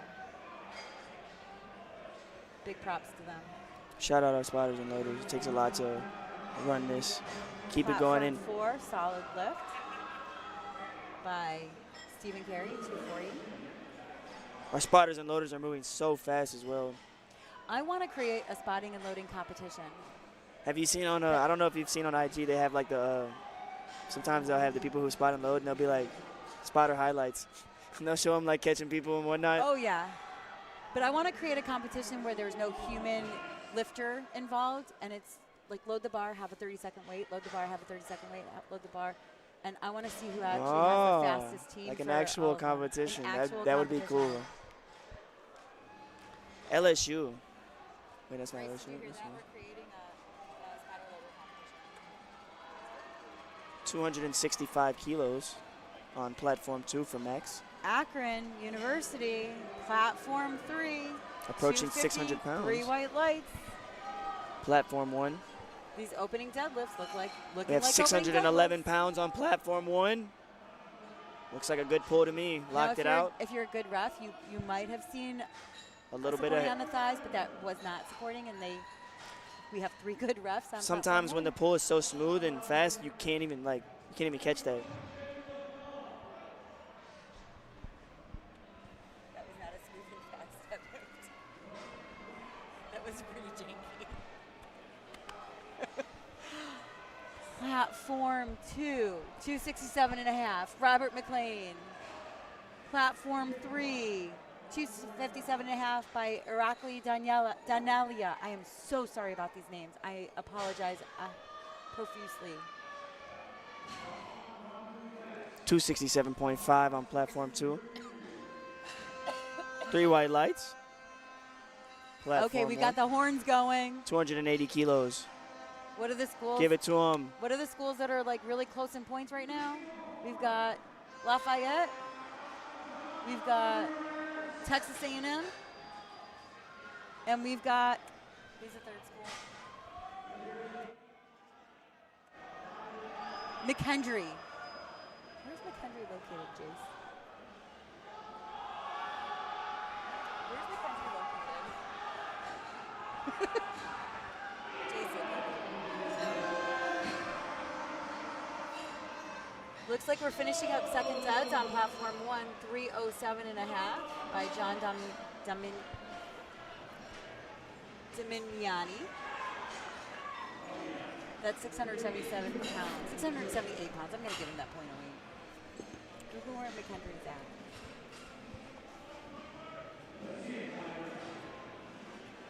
Lots of green lights on platform 1.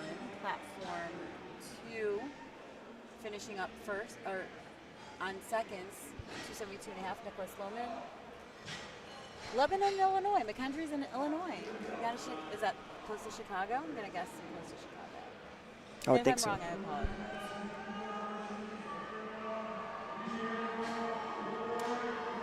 Platform 3, Diego White, 262.5. Platform 4, 250 by Christopher Vu. He's got a hook grip and a solid lift. I'm going to guess 3 white lights on that one.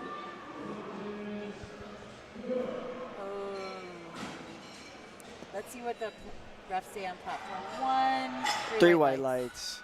Platform 3, easy 3 white lights. Those are openers. Platform 2, 272.5, Nicholas Lohman. So did you know that they took out the rule that you have to clean the bar between each and every third deadlift attempt? That used to be a rule? Oh, that used to be a rule, yeah, just to give everybody a clean bar. Was that up and down? Was that supporting on the thighs? 1 referee said yes, 2 referees say no. I feel like that was a little bit of a combo platter on that one. A little gifting is what we call it. 2 whites nonetheless. There was, on my platform, I'm not going to say what happened, like who, but I didn't give a start command on squat, and they got 2 whites on the sides. The lifter just went. I say that's a nice little present there. Need to know that guy in. You get a lottery ticket. Luke Bailey, 252.5, platform 1, 275, DeAndre Coleman, platform 2, 270, Adrian Rapier, platform 3, and 257.5, Peyton Kormska, platform 4. And it looks like we've got whites across the board. Platform 4 is going to be whites. Yep. Platform 2 is whites. So are you arms to the side and arms straight forward? Go down and stay down a little bit when you're setting up for your deadlift? Typically when I go up to the bar, I set my legs out on the knurlings. I take 1 big pull up, put my hands down. I put my middle finger on the smooth to where I have half the hand on the rough and half the hand on the smooth. I take 1 pull down the hinge, go back up, 1 more pull down the hinge, and just so you guys know at home, Jace is actually like doing this in person for me. Thank you very much. I wish you had video. Platform 1, good lift. Platform 3, good lift.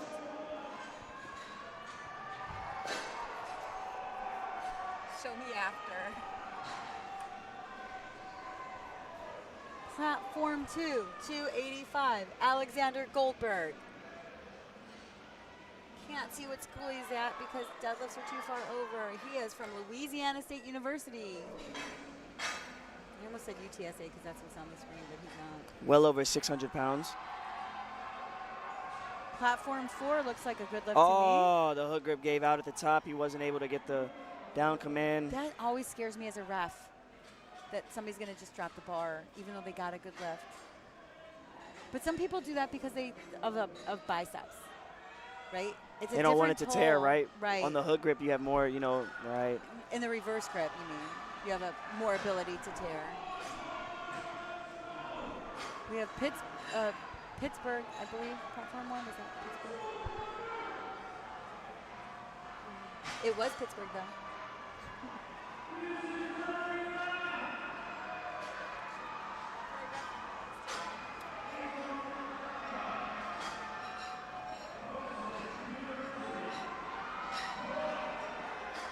The energy in the audience is bananas.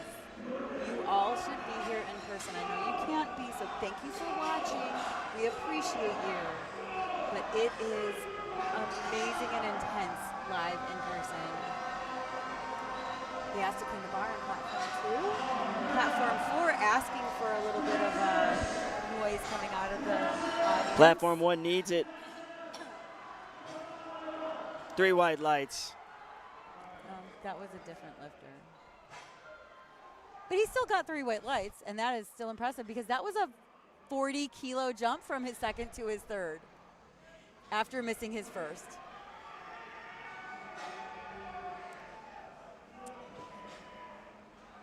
Platform 1 missed his second, platform 1, Gage Mock, 272.5. 600 pounds. Platform 2 finishing up on the last 2 seconds at 292.5 is Joseph Chen. Platform 3, Ryan Ridge, 240. Platform 4, Trenton Lokman just got 3 white lights at 280 after missing his opener at 260. So thank you. I'm glad you're on the meet. Good pull on platform 3.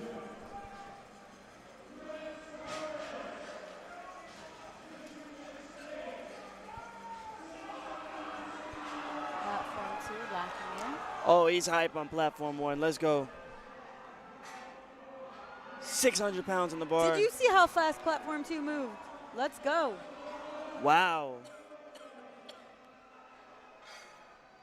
Let's go, Joshua. Platform 1. What a pull. That was solid. Good third. Good attempt selection. 3 white lights. What a day.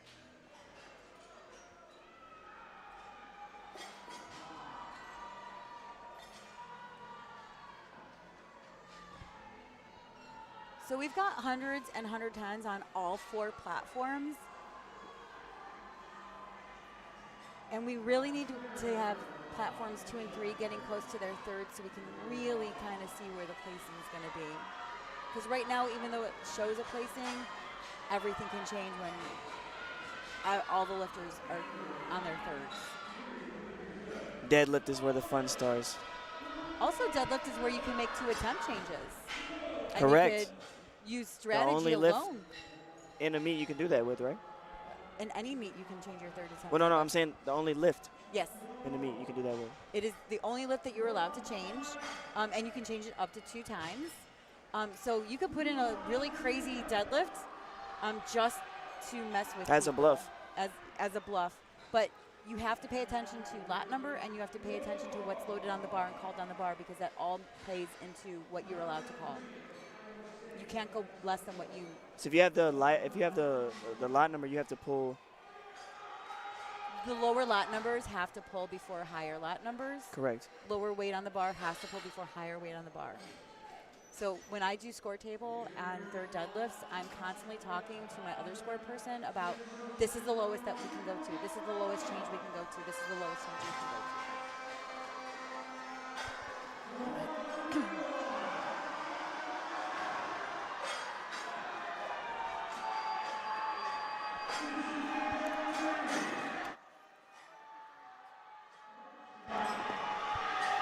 Andre Wilson, what platform?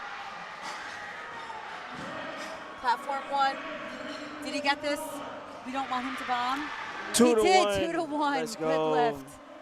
Thank you. That means he is actually in the meet and his points can matter. University of Cincinnati. Next up, we have Jacob Lowe, 285 on the bar. Maximilio Zepeda, 275 on the bar, platform 2. On platforms 1, 2, and 4, we are on third deadlifts. Gabe Kine, 260.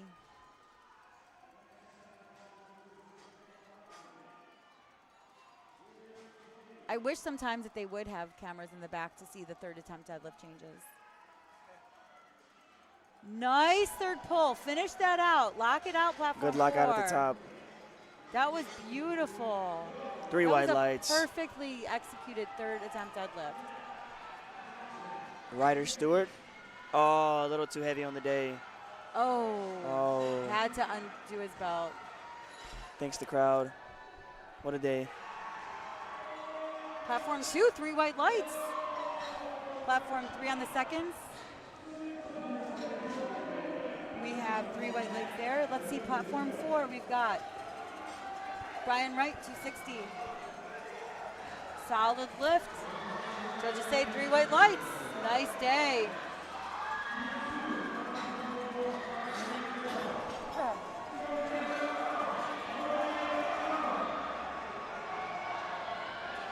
Juan Riordan, 290. Strong pull on platform 2. He's currently forecasted 33rd. There's so many lifters. What a pull. Nope. Oh, platform 1, they just lost it at the top. Very unfortunate. A lot of times you see that on the conventional, when they get to the top, they tend to lose it right at lockout before getting that down command. Sometimes they get their hips pulled through a little too fast. And then it's hard to finish it. Oh, look at that. Platform 2. That is some hype. This is mine. Let's see it. Calvin Wing, 280 on the bar. 280 kilos. That's 617 pounds. Let's see it. He said it's mine. It is his. Give it to him. 3 white lights. What a lift. Platform 4, unfortunately, no lift. It was just a bit too heavy. Good catch by the Spiders. Good catch by the Spiders. What happened? I missed that. Did he just lose his balance? I don't know what happened. No clue. No clue. I look up and he was getting caught by the Spiders. Spotters and loaders, we've seen good squat catches, but that was a really good deadlift catch. Platform 4, 270. Peyton Kormska. Is he waiting because... Don't know what he was looking at. There's no attempt. Just too heavy. I hate when gravity gets heavy. Look at platform 2. Solid pull. Good lock. Platform 2. Like exactly Mitchell. What you could put on the day. Good lift on the day. Mitchell ending his day with 737.5 kilos. Putting himself in 4th Just provisionally. a little too heavy on platform 3.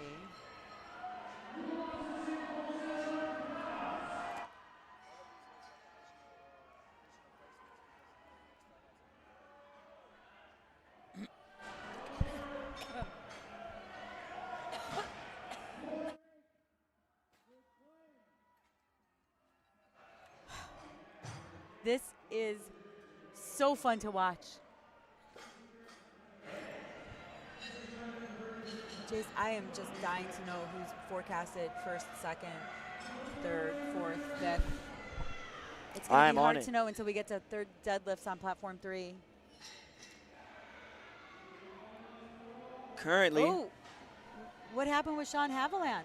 He put in a 0 attempt for his 2nd deadlift, so he's not even. Oh, he had a rough day. It was the bench. Scratched on bench. So as I'm looking on LiftingCast, the men's Raw 100, we have Brooklyn Davis in 1st, but only by 7.5 keys. So it's potential that. And that 3rd place is only 2.5 keys. Okay, so we're close on and that. And 4th only 15. So 1st place and 4th place is a 15 kilo gap. Okay, I'm excited for these 3rds. Looking on to the 110 men's Raw Collegiate, we have Lawrence with about a 50 kilo lead. So if he takes care of business going into deadlift, he should have that.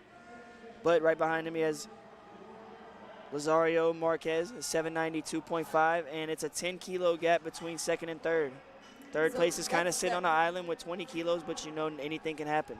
And 10 kilos actually for deadlift is not a huge amount. No, you see these guys taking 20, sometimes 30 kilo jumps on deadlifts to put them in placement. Ethan Daggett. A little shaky at the top, but he locks it out on platform 1. Let's see the lights. 3 whites. Ryan Grande, 235, platform 1. Platform 2, 282.5, DeAndre Coleman. Finishing up 2nd deadlifts is Lucas Odman, with he just got 3 weight lights on 297.5, and taking his third at 282.5 on platform 4 is William Boyd.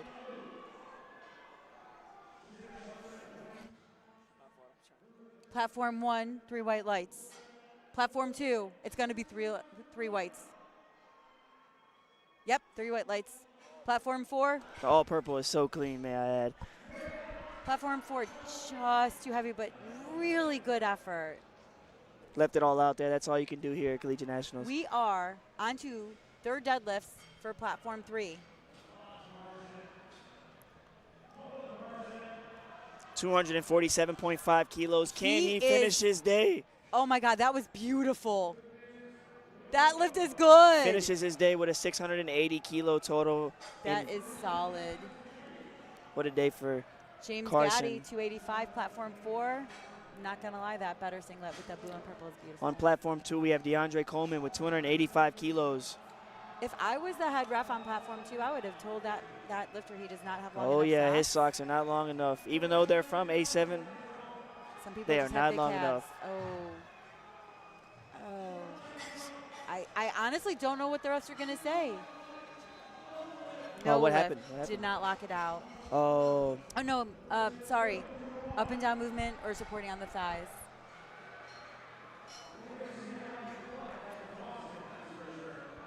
Platform 1.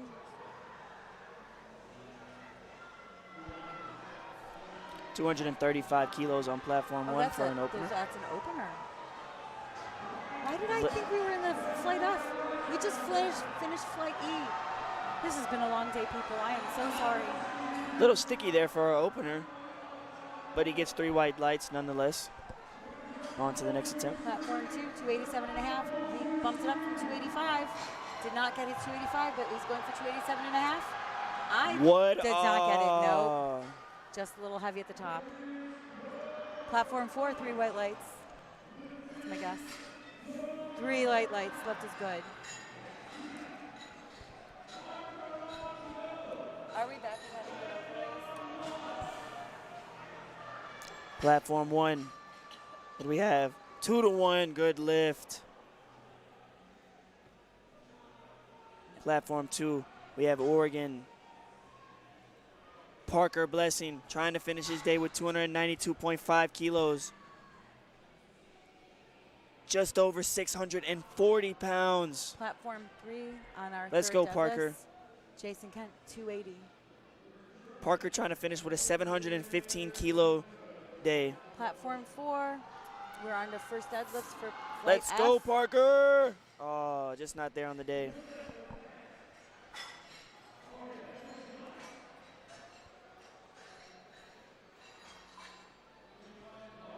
Alan Rodriguez Padron, 282.5 for his third deadlift.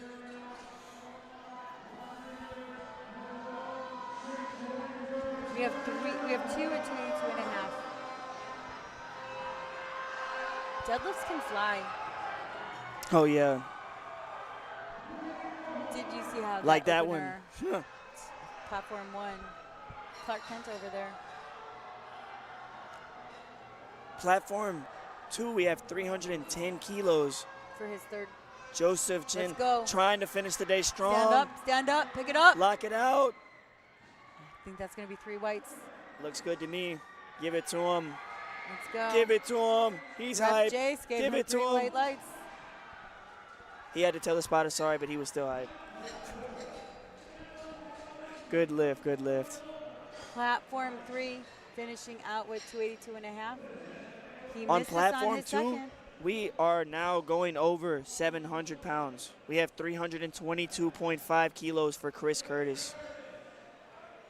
I'm excited to see that. For his third attempt from Michigan State University, And look at 322.5 him, he's kilos. tall as a tree. Do you know how far he has to pick that up? Look at his quads. I mean, come And on. that's a If anybody can narrow do it, this guy sumo. can, man.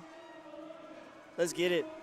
322.5 kilos on the bar. Hook grip. For Chris. Finish it. Does I he would lock it call out? that Let's see what the judges say. Some 2 of to these are 1. so 2 close, to 1. yeah. 2 to 1. I see how that could have gone. That could have went either way. Good job on getting that, though. What a way to finish the day.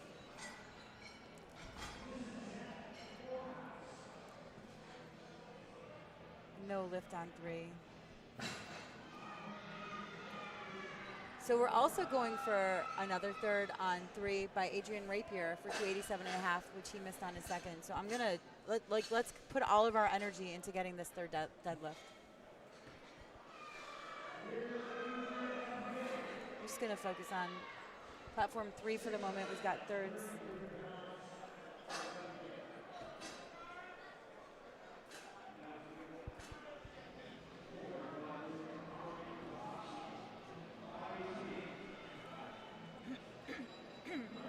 Platform 3 coming back for his 287.5 attempt.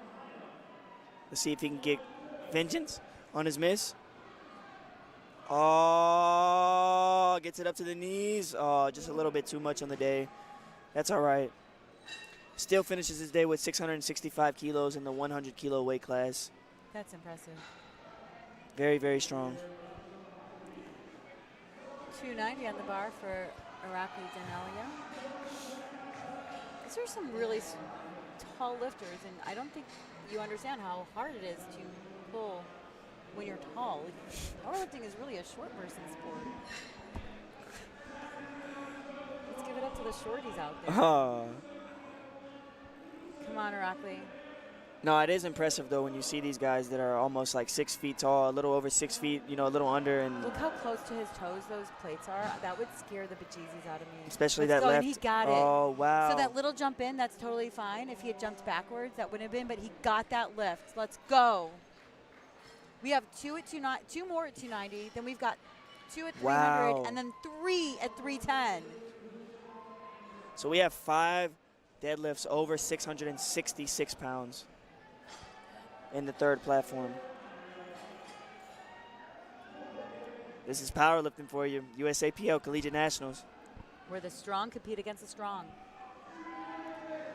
Well, that's something you don't see a lot. Platform 1. Okay, first of all. He knew it. He already knew it. You saw the shaking of the head. But you never give it up. You don't let the refs. Oh, no.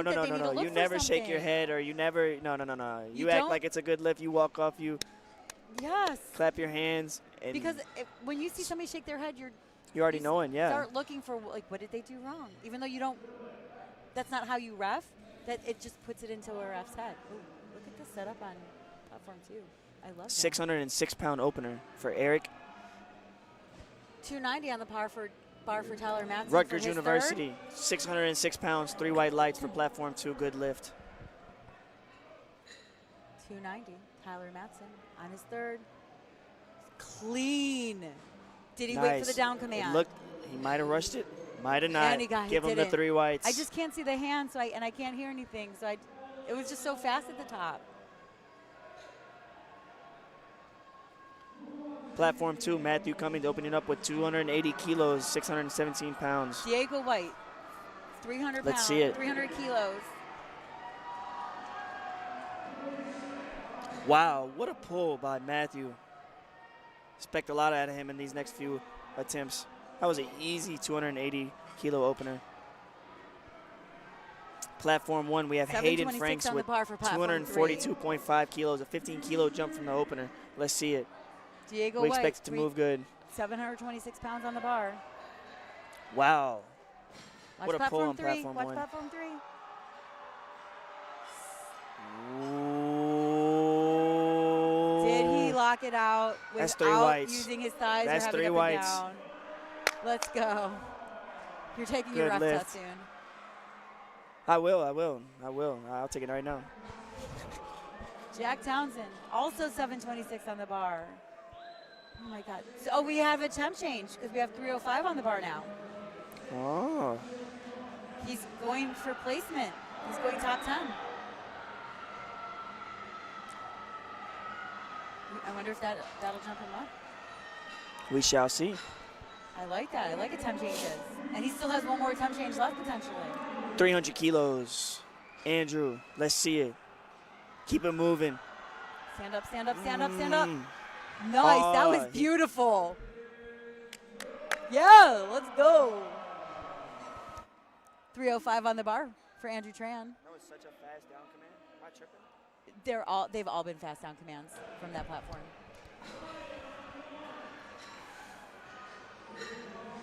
That's why I wasn't sure if there has been a couple missed commands, but they've all just been nice and fast.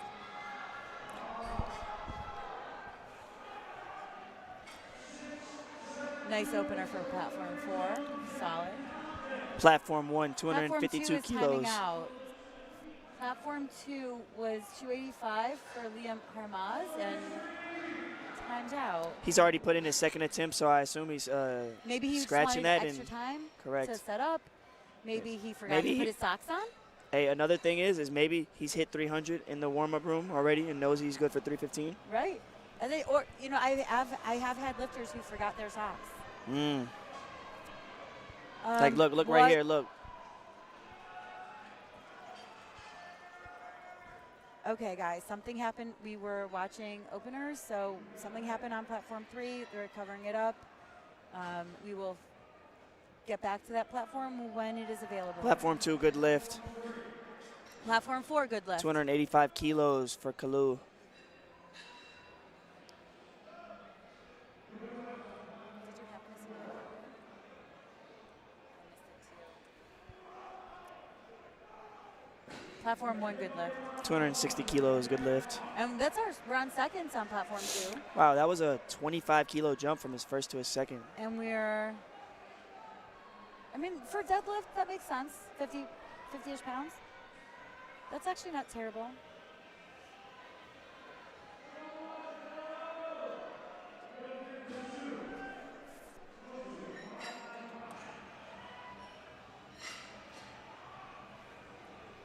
Platform 4, very fast. 270 kilos, 595 pounds. For Milton Light Tosu. work.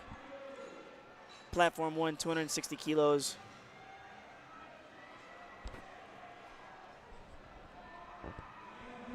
We're back on platform 3. We have two 310 kilo. Platform 2, 292.5 kilos. That was So fast. easy, wow. Andrew Tran, 310. He's currently forecasted for first, but we still have another flight to go. But it still would feel good to have first for a hot minute. 310, let's go. I want to say this is 683 in pounds. Oh, a little Just too much in too the day. heavy. Looked like But you got he's late. still currently in first. Oh, yeah. 310 for Lucas Odom to finish out flight E. Platform 2, 3 white legs.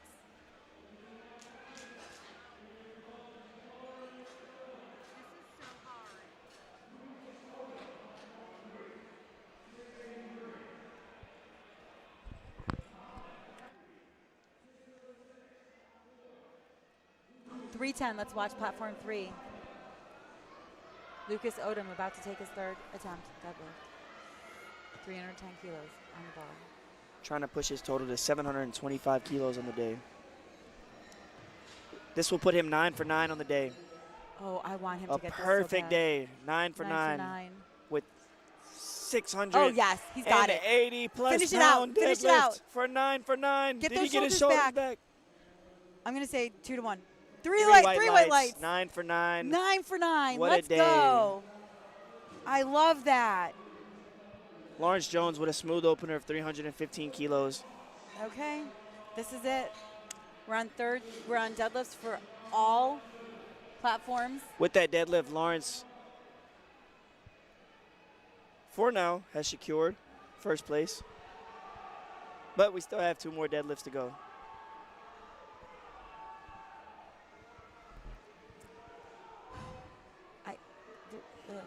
There's just so many good lifts right now. Platform 1, good lift. 275 Platform 4, kilos. good lift. Platform Nice 3, work for good Brian. lift. Platform 2, really good lift. Wow, that's like so many Was reds. that- How many reds is that? Was that not an opener? Wow. What was platform 2?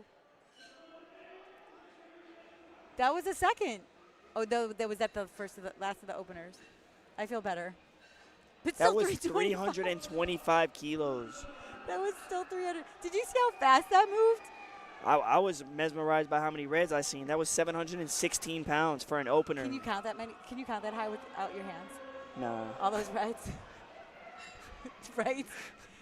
That's a lot of reds. Oh, a little too much on platform 1. Good fight, good fight. He can come back. Oh, he needs to come back and get that. Yeah. Maybe that jump that he took from his first to his second was a little too much. Now he's putting the pressure on to come back and hit it on his third. It's 9:42 at night. It is late. He might be hungry. He might be thirsty. He's got to find a way to lock in. He's got to. He's had a great day leading up. What would you eat right now? I wouldn't eat anything. You wouldn't eat anything? I would take my headphones out and look at the ground. Go into the void. No music. No music? No talking to anybody. Just got to find a way. Just inside.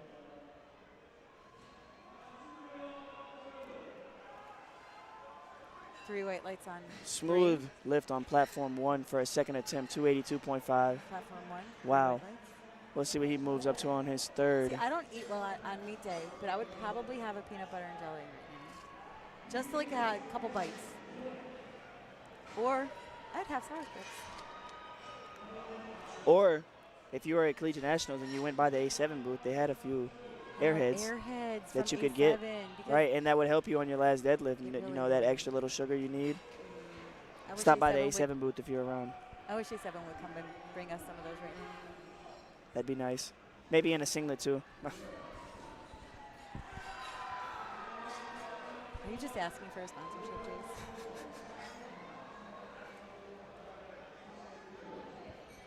I didn't say no.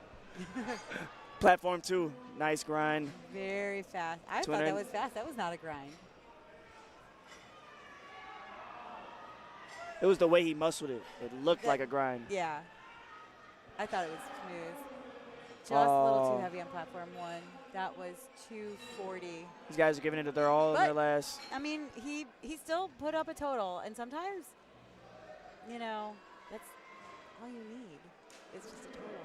I mean, and some of these classes have 50-plus people. I mean. Okay, that's bananas, considering I sometimes compete against 3. I love that these athletes, like, even though this is a team competition and it's important, they also are celebrating their own personal accomplishments. Because maybe they're pulling numbers that they've never pulled before.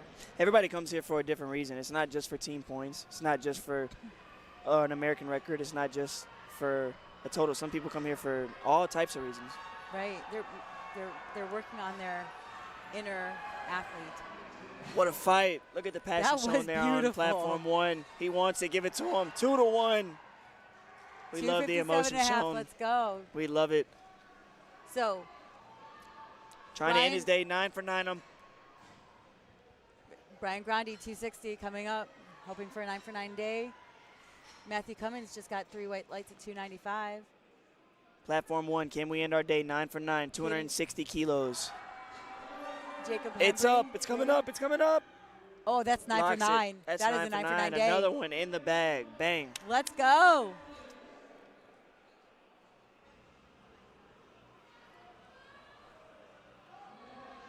On platform 4, we've got Bennett Schumacher, 260. 280 for platform 3, Louis Morjan. Yeah. 297.5 for Kalu Olu. And 260 on platform 1 for Lennon Garcia. 4 going at the same time. Struggle. Let's go. Let's go, platform 4. Just too heavy. Platform 1. Can you lock it out? No, that's going to be hitching or ramp. That's between shoulders and supporting. I would have given that a blue and a yellow. Yeah. I mean, a blue and a red. Yeah, well, you got a blue and a red on. Yeah, he got blue. He got blue and red from the head. Red on one side and blue on the other side. But unfortunately, the same. I'm so sorry. I always feel bad when I see that happen. So as we're currently looking right now, the men's Raw 100 Collegiate, we have Brooklyn Davis with 820 with the 18-kilo lead over Andrew. And Shadera, 5 kilos behind. It's going to come down to the last. We haven't finished openers on platform 3. So we still need to wait for that. No lift on platform 1.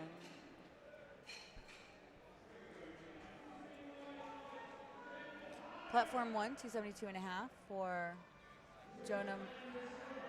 307.5 platform 2 for Ethan. 285 platform 3 Elijah, and 267.5 platform 4 for Matthew.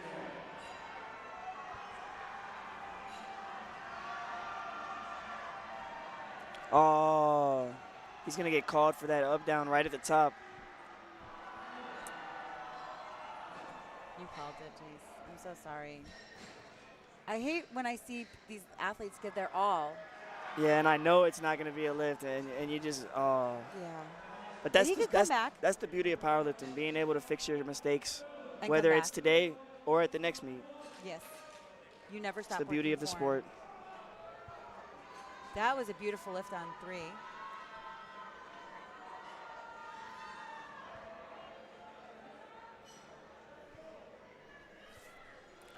Platform 1, wedging into the bar. Gets it to break. Pulls all the way up. Locks it out. Holds it. That was a long down command. Yeah. Doesn't matter. We're He got here. it. Good lift, great. 277 kilos, ending his day with 682.5, Platform 687.5. 4, beautiful lift on his. That was a second. A little bit of a grinder. 272.5. It was so beautiful though. Oh, yeah. Okay, Ethan is taking a no lift, so he's still going to end the day with 725 total. Platform 1, he wants the crowd. I was just going to say, 277.5 kilos, 611 pounds. Will he finish his day?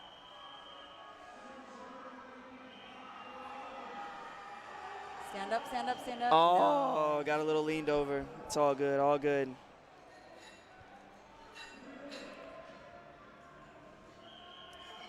Coming up after that, we have 280 kilos for Guo Dong from the University of Maryland. Platform 4, that second looked like an opener. 277.5 for Wiley Smith.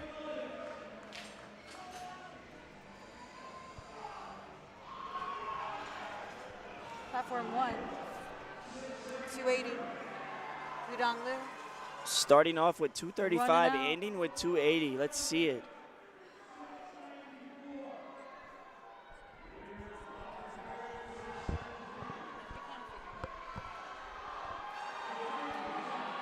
Oh, platform 1. Did he get it? I think he did. 2-1. Yeah.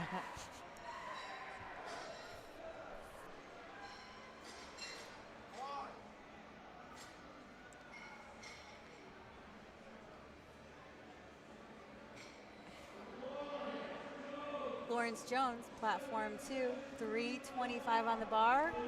Trying to extend his lead. Trying to. You just said Chase trying to extend his lead. Just going to repeat what you say all the time. 325 kilos. kilos. Do you see that concentration? I want to pick it up. I want him to get this. Let's see it, Lawrence. He has 34 seconds. That's forever. This will give him an 850.5 kilo total going into his third deadlift. Look how fast that is. Easy. Nice and smooth for Lawrence. 3 white lights. 3 white lights.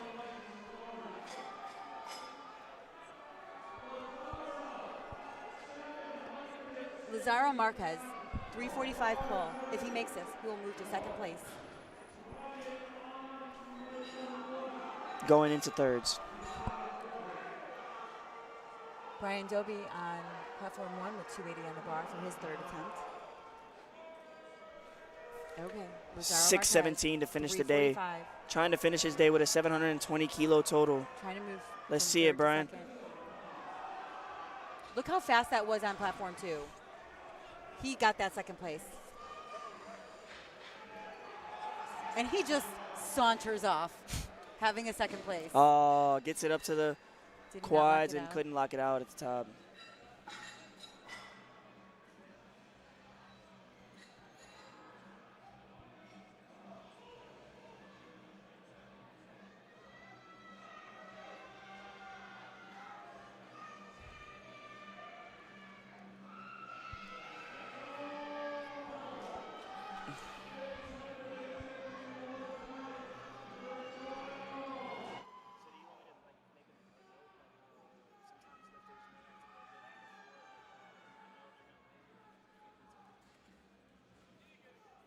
Jonah Berman, 280. No lift. Could not lock it out. 305 is on the bar. Zachary Lewis. Wow, platform 1. 300 kilos. Charles Mark. He's hyped, man. We can hear him all the way back here. We can. What a day. I wasn't expecting that. Platform 4, Wojtek Klaus, finishing out his second attempt deadlift at 305. 672 Platform pounds. 2. Let's see it. Oh. I'm not sure what they're going to call on that one. 3 They white gave it to lights. him. Platform 3, 290, Lincoln Parker. Oh, yeah. That was fast. He's going to go to 310. Easily. Platform 1 is done. Thank you very much for watching. If you had an athlete on platform 1, we appreciate you. 307.5.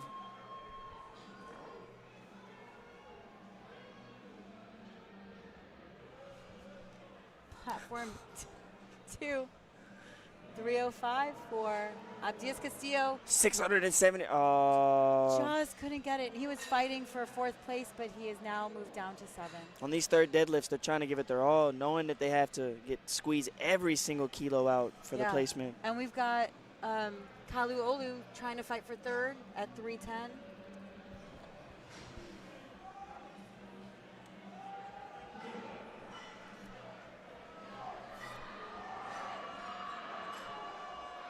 So Kalu Olu is not being challenged at this moment for trying to keep his 3rd place. So he needs to just get this lift, and then he just needs to wait and see what happens with the rest of the flight. So this is one of those moments where you just got to hit your lift, go to the back, and just watch the rest of it play out. And that's Oh, he's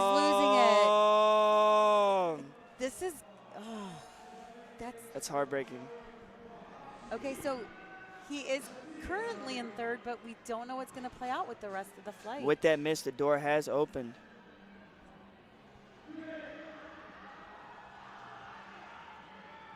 Well, this is a close battle, and I am biting my nails at this moment.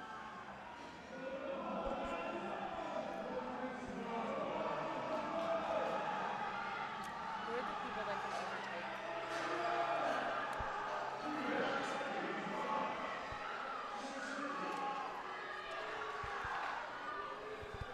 So 2 of the lifters that we're going to be watching at right now is Eric Ebay and Gavin Olson. They both have numbers that are very close to Kalu Olu, which is putting them in contention for 3rd place. Come on, Matthew. Come on, Matthew. Come on. Just can't lock it. Oh. So close. Oh, he wanted it. You seen it. Yeah. It's all right. Good effort, Matthew. Still ends his day with 737.5 kilos. 3rd attempt deadlifts on platform 4. We got Zach Morehouse with 265 on the bar. Platform 3, 302.5. Let's go. Wow. Oh, the second. It looked like a second. Actually looked like an opener. Just a little heavy for And we're seeing a lot of misses on this platform, too. Okay, Eric Ebay, 320. He needs to hit this so he can move up in ranks. 4 misses in a row on platform 4. This is opening up the doors for a few people. And Kalu Olu just waiting in the back to see what happens. It's out of his control, unfortunately.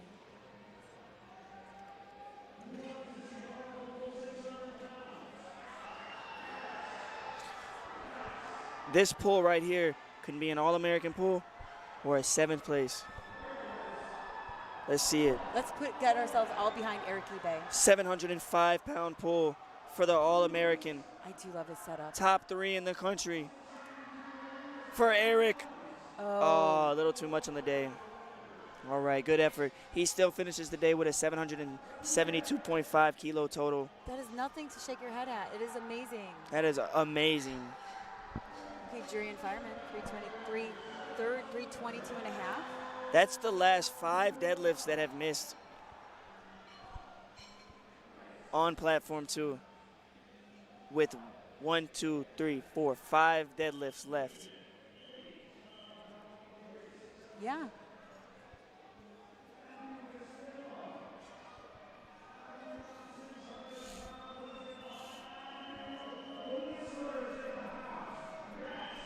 On platform 3, Brooklyn Davis might have had a very, very large bench, but he does not have the highest deadlift.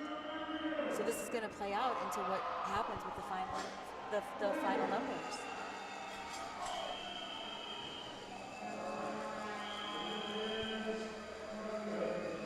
£788 At the end of the flight. Oh, it is Marquez. Oh. So right now, 325 on the bar for Gavin Olson. He's going for a third place finish. This can pull him from 6th to 3rd. With all of those misses that we previously had, this opens up the door for Gavin to slide into 3rd. From 6th place to 3rd. With the 797.5 kilo total, will we see it? Provisional 3rd place pull. Oh, come on, finish it out. Lock it out, lock it out, lock it out. Up and down. Yeah, that's going to be 3 reds. He knows it. Oh, he knows God. That's another miss. That's another miss, 2-1. So far, Kaluolu is still hanging on. 335, Liam Harmaz. 738 pounds is on the bar right now. 700 and... He's trying to move from 8th to 4th place. 8th place to 4th place. This is for a podium finish. This is for a podium finish, folks. San Diego State University, are we here? 335 kilos. Platform 4. 3 white lights, 272.5. Trying to take himself from 8th place to 4th place with the 785 kilos. Look at his face. He's ready for it. Look at the emotion. Oh, he's fighting. Come on. Trying to get on the podium. 3 white lights. San Diego State. Let's see go. it.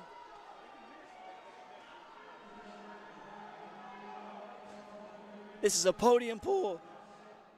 740 pounds. Let's see it. Let's go.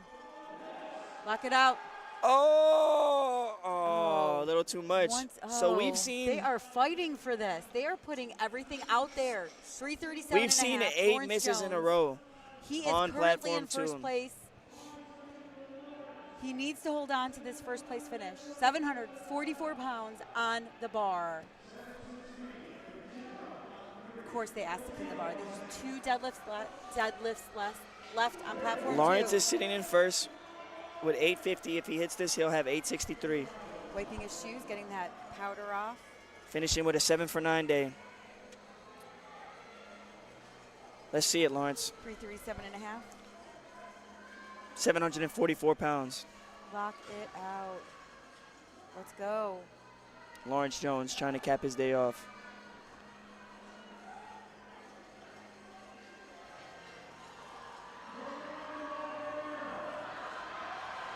Lock it out, lock it out, lock it out. Keep going, pull, pull. Hold it. That's a good lift. That's a good lift. That's a good lift. 3 white lights, let's go. That's a good lift. First good place. job, Lawrence. That is a first place finish. 745 pounds. So we've got Lazaro Marquez trying to hold on to second with his 357.5.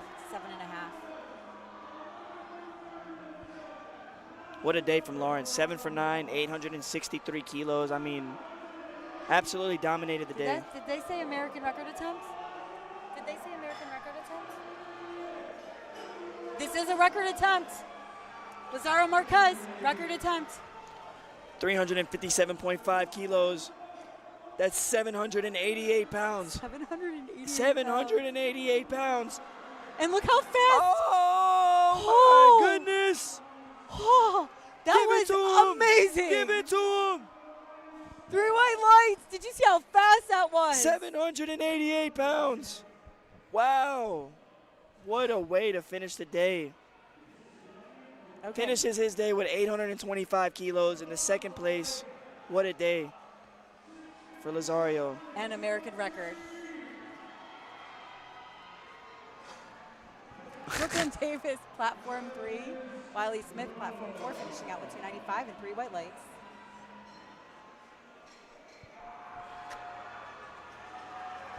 I don't even know if I can do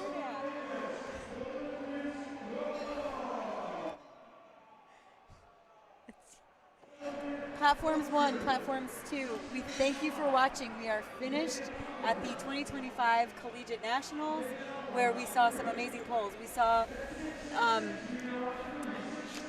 Lawrence Jones coming in first place in the 110 class. We saw Lazaro Marquez coming in second place in the 110 class. And With we the saw crazy Palu Olu keeping his third 788-pound place deadlift. finish in the third pound class, in the 110 class.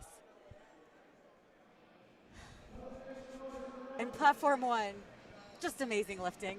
May I add that that was a crazy amount of misses by people just trying to get placement, leaving the door open for other people, and they just kept trying to build and build, and it was miss after miss after miss. Right. That's why you never give up. Look, on that last round, we only had 4 successful attempts. 3. We only had 3. It all out there. 3 successful attempts. Collegiate Nationals. It's the only place to do it. Attempt change on Platform 3.